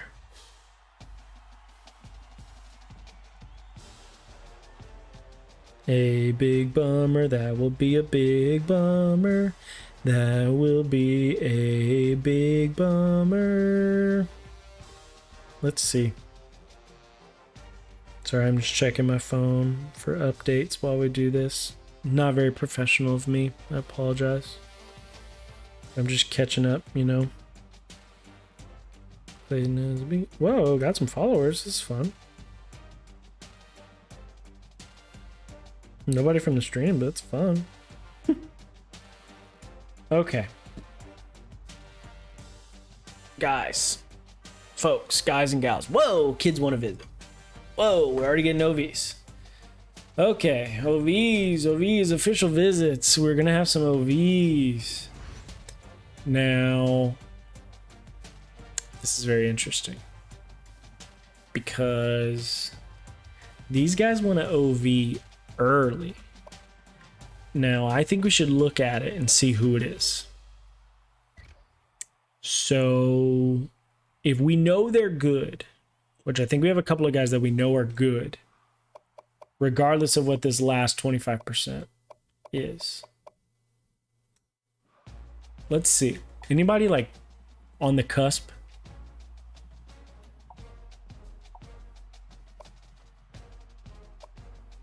So these guys will be 100%, 50%, not quite there, 100%. Let's see. 100%, 64. Okay. Monster. Blake Brown must get. Kellen Cameron must get. We need both of these cats. So let's... Where are we at in recruiting with these guys? Are we fighting anybody? No. Yes.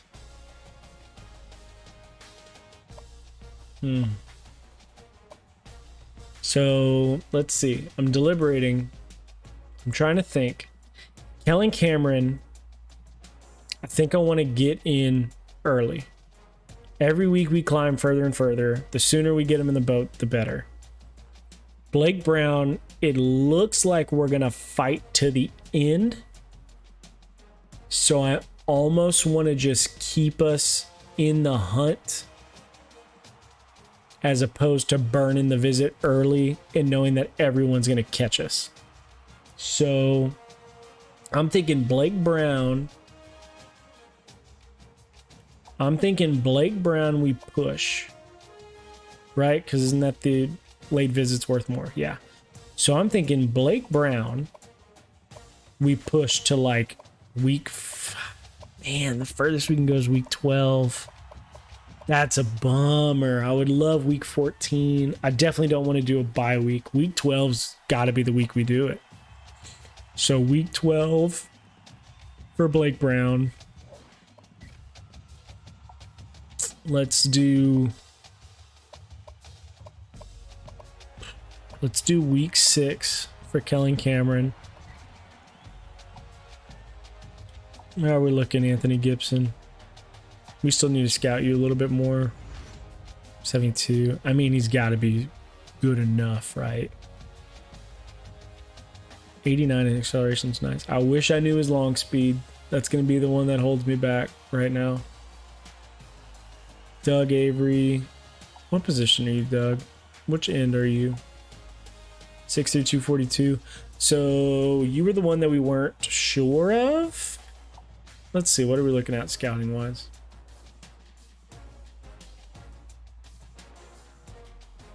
Good acceleration. You're definitely an end. Honestly, not... I guess he could be... I mean, he could be a... Ideally, he's not a bench backer. I mean, that's what you'd have to play, though. He could be like a situational rusher for us. I don't hate Doug Avery. I think we can actually sign. I'm willing to sign Doug Avery as a edge rusher, as like our bench backer. He could be a bench backer for us. And I don't think we're fighting a big fight here, right? No. So the only issue is like he's going to be good for like a second. I say we wait on Doug Avery. Let's see what else is out there because I don't want to waste a scholarship on a guy that's just not going to play. Gibson, however, I feel better about. He can at least OV. Are we fighting anybody there? I don't remember. I know I saw it earlier. No, we're not fighting anybody. So let's schedule him to come La Tech with the other cat. Doug we'll wait on. We're not sure there yet. However, the guys that have scheduled visits, we should probably offer them. I'll offer Kellen. I'll offer Blake Brown. I'm going to wait on Anthony Gibson's speed. I'm sure he's fine. I'm just worried he's not fast enough. Like, if that speed's at least like 85, I'll be okay. If it's like 80, I'm going to be like, ugh, bummer. But 85, I can live with that. Let's see everyone else. So we can close out some guys. Well, actually, let's play first. Because we're not going to have anybody visit. Duh. It's Coastal. So, like, who cares? We're away. We're playing away either way. So it doesn't matter. Let's play the game, finish some scouting, and just move on.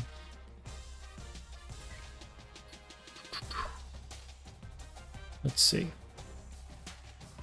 Yep, deuce, 34, great. All right. Here we go, game 2. Much more even match than I honestly thought. I thought Coastal would be better in this. They're only at 77. We're 75, which, like, you know, not bad, but honestly I thought that'd be higher. That is pretty cool. Whew. Sorry, guys. I gotta get used to staying up this late and getting sleepy. Look at that. 330 yards. Third in the country. Give up 34 points to them. They gave up 38.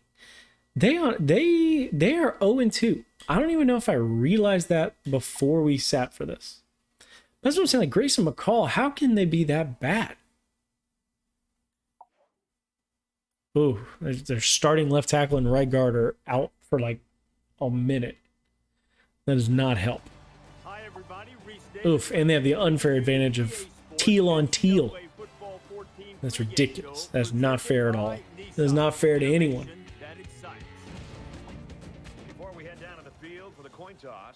Tails never fails. I don't know what that is. It was not tail. Well, sorry guys, I lost the toss. Not ideal. I apologize.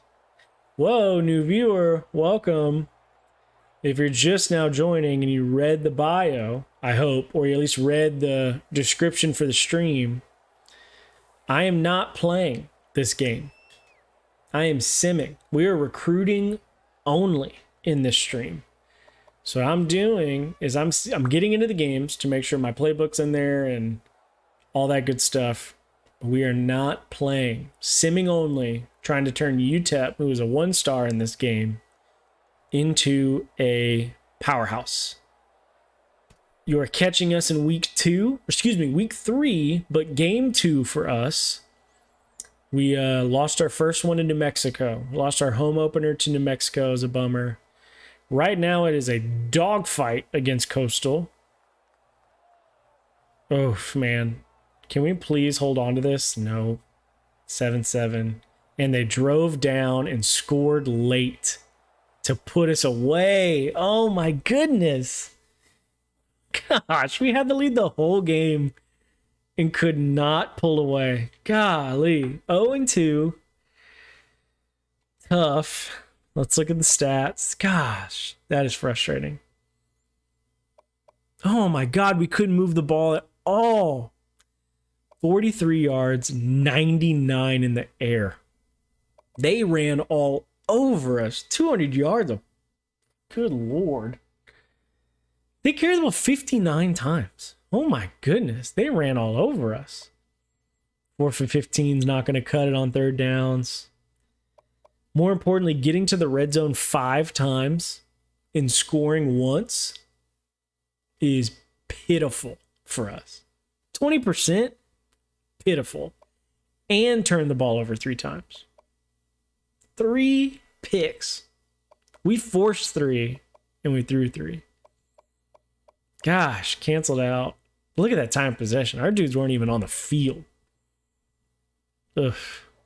Good job, defense. I mean, you stuck in there. You gave up a ton on the ground, but clearly that's what they were doing. They ran the ball 60 times. 7 for 29. Wow, this is horrific. These numbers are horrific. He completed less than a quarter of his passes and threw 3 picks. That is terrible. Holy cow, that is brutal bad. Good Lord. Dude, I can't even look at these numbers. These offensive numbers are terrible. We averaged 2 yards a clip. 2 yards and 1.7 a carry. Wow. I mean, we only caught 7 balls. Oh my goodness. Dude, Tyron Smith didn't even catch one. Our best receiver didn't even catch a ball. Our leading receiver from last game caught 11 passes for 140. Didn't catch a ball tonight. I hope he didn't get hurt. That is pitiful. Look how many TFLs. I mean, 7, 9, 11 TFLs in 3 sacks. A pick 2, 3, 4, 5 PBUs and 2 forced fumbles, which we both got turnovers on. And we blocked a field goal or a punt. Jeez Louise, and we still lost by a touchdown. Didn't attempt a field goal.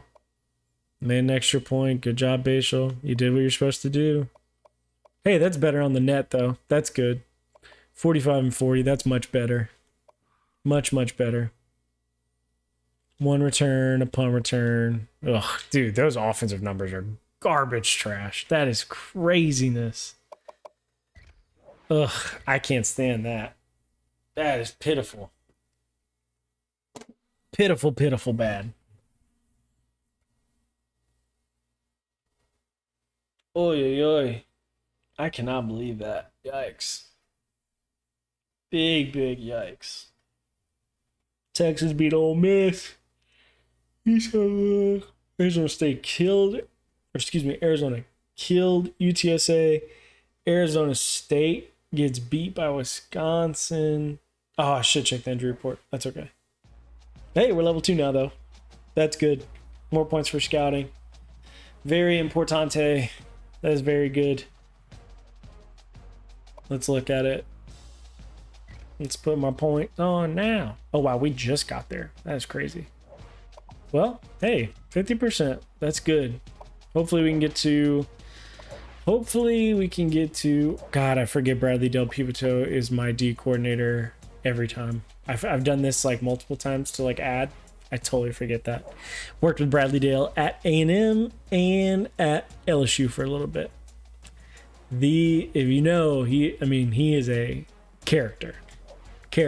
Great dude, but he is a cartoon character. He is a lot to handle. He knows that, but he has a lot to handle.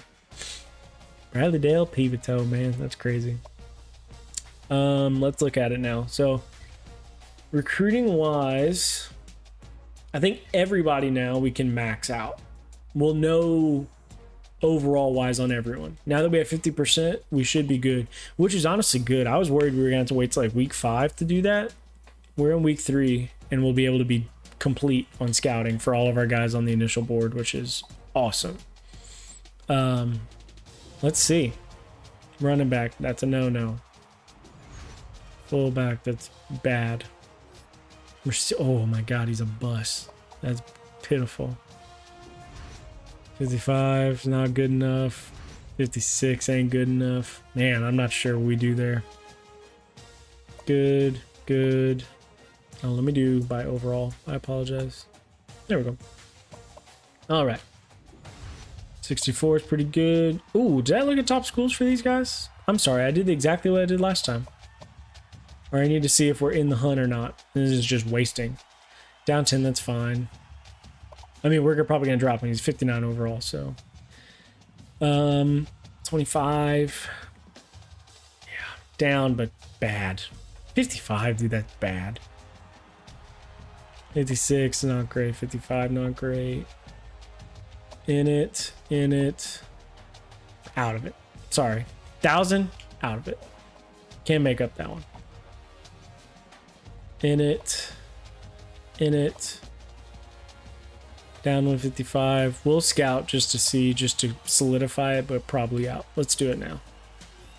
Yeah, out. Very quick, out.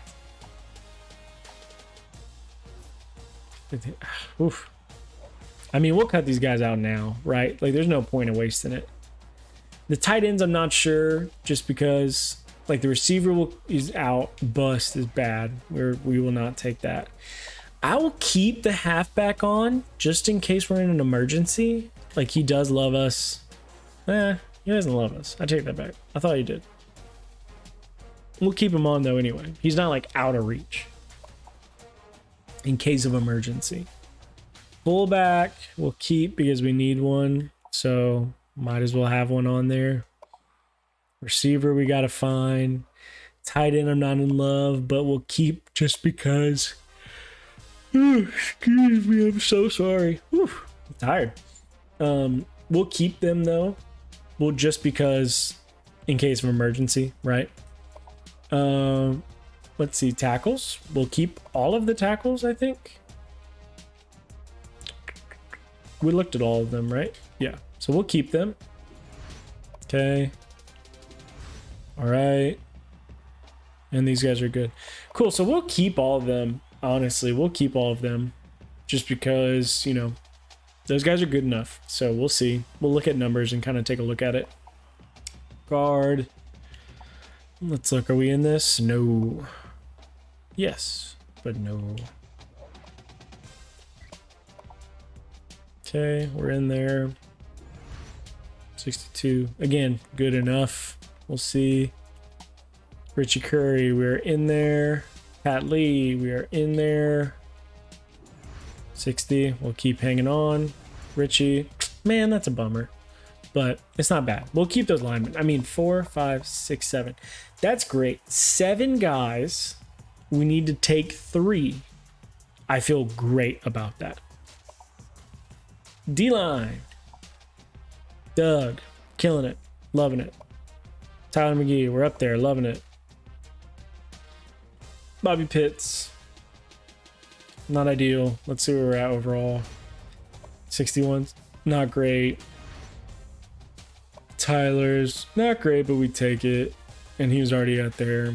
You know, we're probably fine. We'll keep everybody here. Bobby, we may not bother. We'll see. We'll just keep him on. Hunt. It's tough. 68. I mean, 68 is pretty good. Hey, 62. That's actually progress.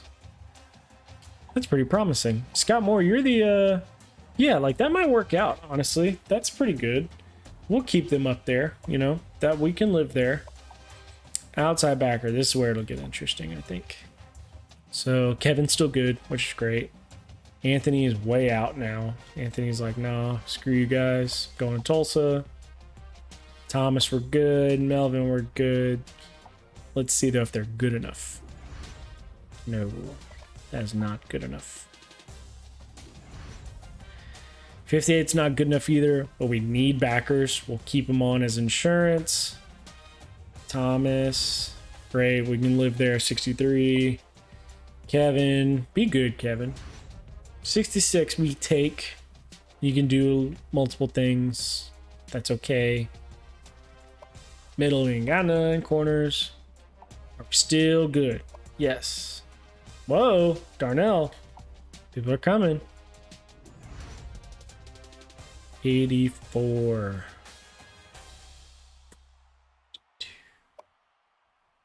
Yep. Just want to know your speed, man. It's really going to bother me that I don't know it. And now I feel stupid because I used it and I could have had all of his points. Instead, I'm just sitting here like, I don't have all of his points. So that's a bummer. I should know what his speed is. Safeties don't have any. Kicker. Chaz, let's see what we're working with, dude. What do we got? A 62? You are what you are. Is what it is. Marcus. What do we got, Marcus? 66. Can do kind of a lot of things. Ooh, you might be a quarterback, Marcus. Interesting. Ooh, I didn't even think about that. Ooh. Guys, that's... Now that is tempting. That is tempting. I did not think about Marcus Hand potentially being a QB. Look how good all the defensive stats are. Can he tackle? Yeah. Man, 85 speed, 90 acceleration. All that agility, the play recognition, the pursuit, the man, the zone. Man, he's either a really good linebacker or a decent QB. I think he's probably going to end up being linebacker for us. Probably an inside guy. Man, he might be outside, though. He can kind of do everything. Man, that's tough. That guy's pretty good. Pretty darn good. Can't shed blocks, though. That is sort of important. He cannot do that. Maybe he's a safety, but there's no way. He's too heavy. Right? I mean, he's 230. Yeah, he can't. That is way too big. You gotta play backer. I don't know, dude. We're gonna we'll find out one way or another. I'm excited to see. I'm taking him for sure.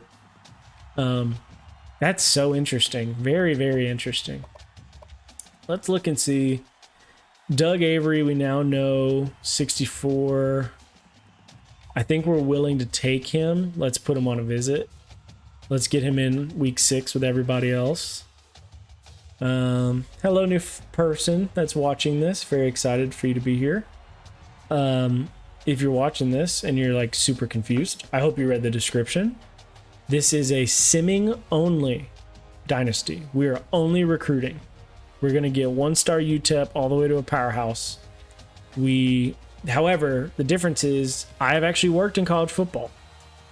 I worked for LSU. I worked for Baylor, Texas A&M, and Texas Tech. I was most recently the director of scouting at Texas Tech. And now I work as a scouting and rankings assistant for on3.com. And basically rank and evaluate high school kids for them. But yeah, so basically I still wanted to get this little fix. I love video games and I love recruiting. So this I figured would be the best way to combine them and sort of put it out there. You know, we got teased with NCAA 2023, supposed to come out this summer, but they pushed it back a year. And so I figured, you know what? Let's get really good at this for a year. That way, when the new game comes out in 2024, we can all come in together and then do it together and play the new game and just kind of see how it goes. So, welcome. We are recruiting only. We're in I think we're in week 3. We just lost our second game. We're 0-2 simming, which sucks, but it is what it is. So right now we're finishing off this recruiting week and we're going to see how it goes. I think we're just going to put all our points into Kevin. Man, it's a lot of points for these guys. Let's knock these down. Let's like 350 as many as we can here. Yeah, let's try that. And then that way we max this. Yeah. We'll go like 300. We'll throw a little bit to John. I don't know where these little points are at. I guess in the scouting. Yeah, I guess we're good. Okay. Excellent.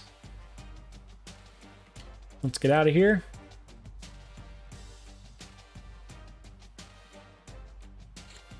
All right. So now that we're in here, we are going to week 4.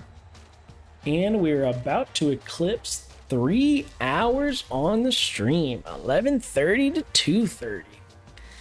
So in my brain, this was like the ideal timing. Honestly, I'm kind of pumped. This is like exactly kind of where I wanted to be in doing this, because in my brain, I can't believe this timed out so well, honestly. In my brain, I thought we would get to set up the board. We would get to go over the thought process, right? The initial thought process of how we do this. Basically thinking about, you know, like, hey, this is the depth chart. This is how this thing works. Let's go over our position requirements. Let's set up the board. Let's figure out why we do what we do.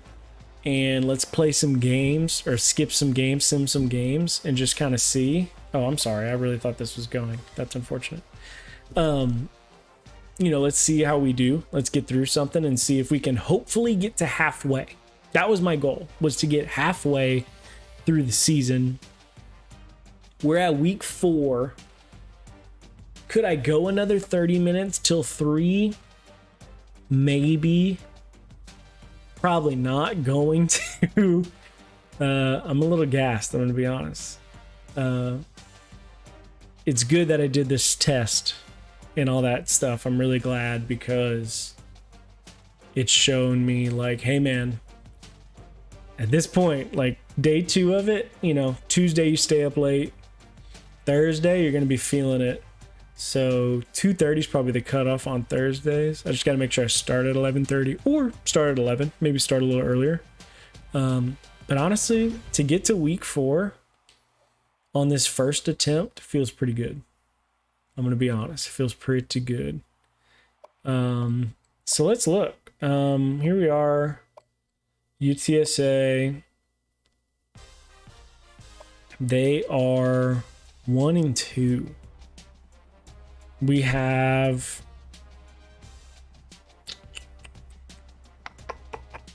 let's see. Yeah, let's just play it. Let's sim it. Let's see what we can do. Let's see if we can. I mean, shit. I feel like we're gonna lose. That's just because we're 0-2. Let's see what happens. You know. Let's see. All right, let's go in. 0-2. Nothing to lose, right? Except for another game, of course. Hello, new person viewing. Welcome. If you hopped in, I hope you read the description. If not, my name's Cody Bellaire. I am currently a scouting and rankings assistant for On3. I worked in college football for 7 years. I worked at LSU, A&M, Texas Tech, and Baylor. Most recently, I was the director of scouting for Texas Tech before the 2022 season. And then I had the opportunity to come work at On3 before the season started. So been at On3 for almost a year now, which is crazy.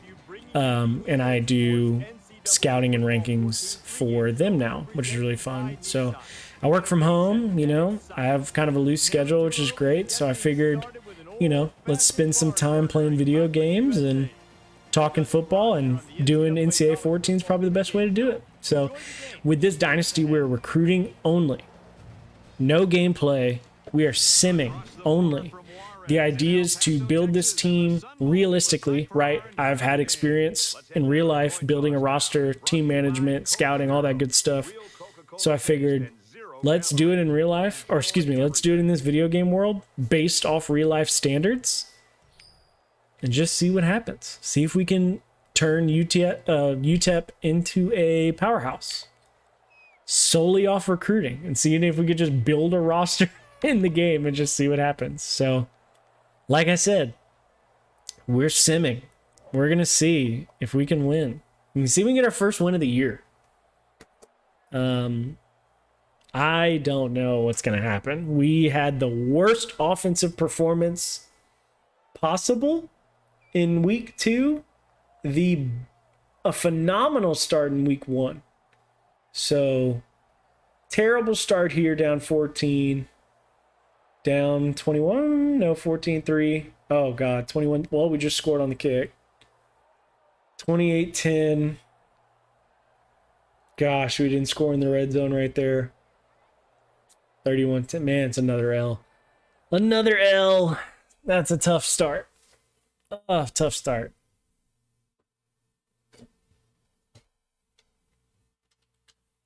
All right. Let's look at the stats. UTEP, guys. We are 0-3.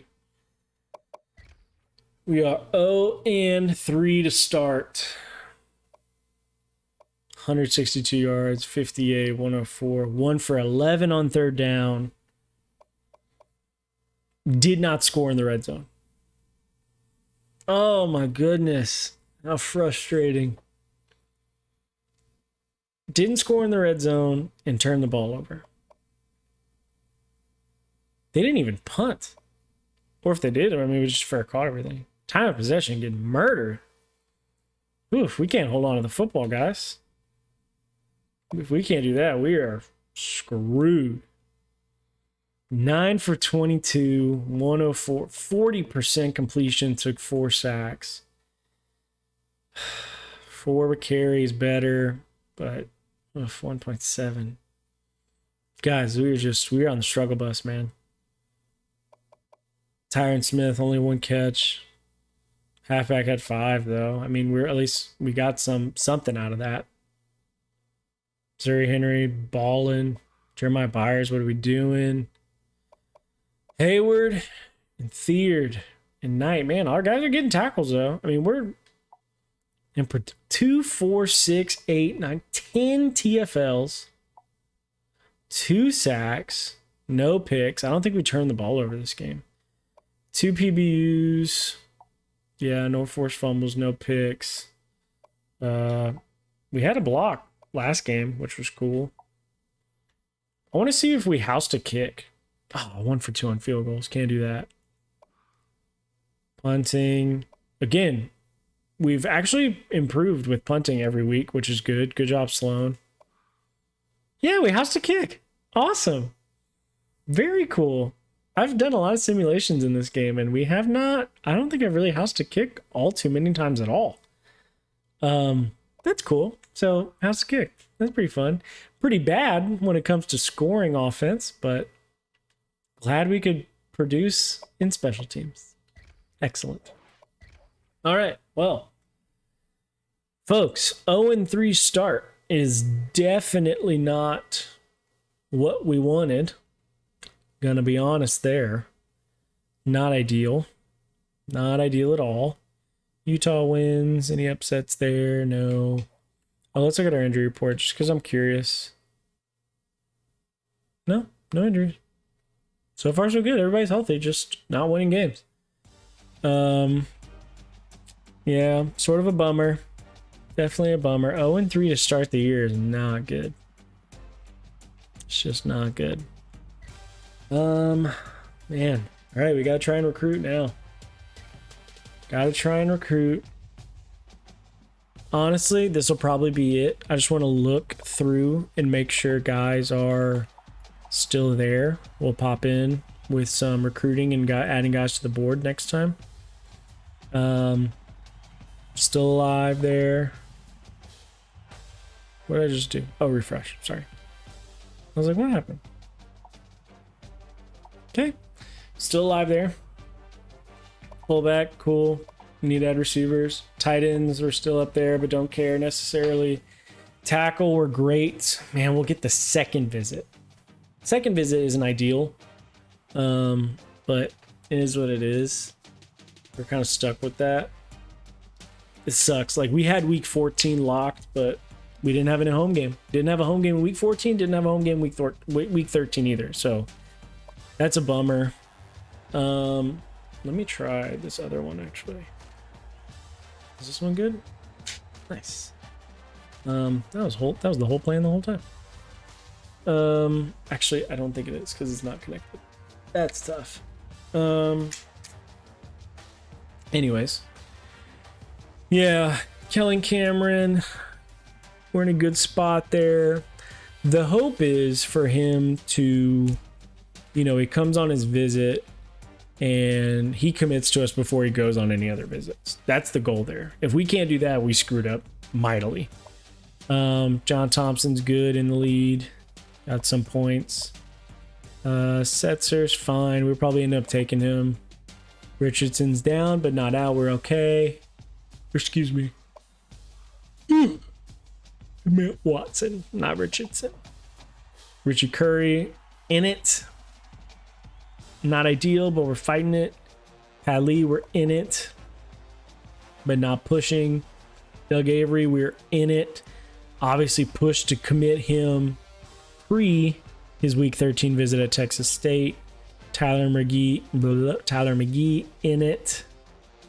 Bobby Pitts in it, but not pushing. Corey Hunt. Man, we're slowly sliding on that one, which sucks. We'll get an OV in. It's going to have to be, I guess, week 12. We have a shot. We'll see. Scott, we're still in it. Wagner, we're leading. Thomas, we're leading. Melvin, leading but not pushing. Anthony is great. We're going to lock him up. That's awesome. Oh, let's see what he is. 90. Awesome. Oh my God. I did not expect that number at all. Wow. I didn't expect 90 at all. I thought it was going to be in the mid 80s for sure. Wow. Huge. Huge pull. That guy might start. Anthony Gibson might start next year. I think we lose a lot of... No, we don't lose a lot of corners. We lose a lot of safeties. But we still need corners. Anthony Gibson's probably going to start. At 72, as a true freshman with 90 speed, he's probably going to start. And how tall is he? Was he 6'2" or 6 foot? 6 foot 180 JUCO. Perfect. Like oh man, I said freshman. That sucks. I thought he was a freshman for sure. But either way, he'll still start. Like he's gonna play for us. That's huge. Huge, huge, huge. Big time. That's awesome. I'm so pumped. So pumped about that. That's great. Noel in there, but not pushing. We're good. None of the safeties. Chaz. Are we good on Chaz? I would think so. Yeah. Hunter chilling. Marcus Hand chilling. Great. Great, great, great. So, you know, what we'll do next time, now that we have some guys ready for visits, we got some scheduling we got to figure out. We got to add more people to the board, all that good stuff. We'll figure that out later. For now, I'm going to go to bed. We have streamed for 3 hours and 11 minutes. I feel really good about that, honestly. Actually feel really good about that. So we'll save this. We'll keep this locked up. We're in week 4, which is awesome. Man, this is very exciting. This is very fun. I hope y'all enjoyed this. Appreciate you, whoever fell asleep with this on. Very cool. Grant or Colton or Thomas or whoever is in here. I appreciate it. Guys, 3 hour stream, 3 hours and 12 minutes, 15 minutes pretty much. So this has been super fun. Let me know if you like this. You know, let me know if this is something you want me to continue. I gotta be honest, if we get fired in this, I do not know what we're gonna do. I do not know what we're gonna do. I did a test one, right? Like a quote unquote test one. I did one with New Mexico. We got fired in our second year. And I was devastated. We won like 3 games in 2 years. It was horrible. Not a great start with this one, right? 0-3 off the jump. Not ideal, but you know, we'll turn it around. Worst case, we'll try and get some good players. If we go defeated, right? We go 0-12. Worst case, we get good players, right? And then the next year we improve. So thank you for joining in. Thank you for coming in. Next time we will get through the season. We will sign our first recruiting class and we will go through transfers, guys leaving, position changes, workouts, right? Our guys will get some points, right? Some training results. That'll be awesome. And then we will adjust the roster. We will go through the Excel and we'll adjust the roster accordingly. And we'll get that squared away and make sure that's all good. Yeah, that's it. That's where we'll be, and we'll see how it goes. But yeah, I can't wait. That'll be next week. So that will be Thursday of next week. I'm hoping to start the gameplay stream next week on Tuesday.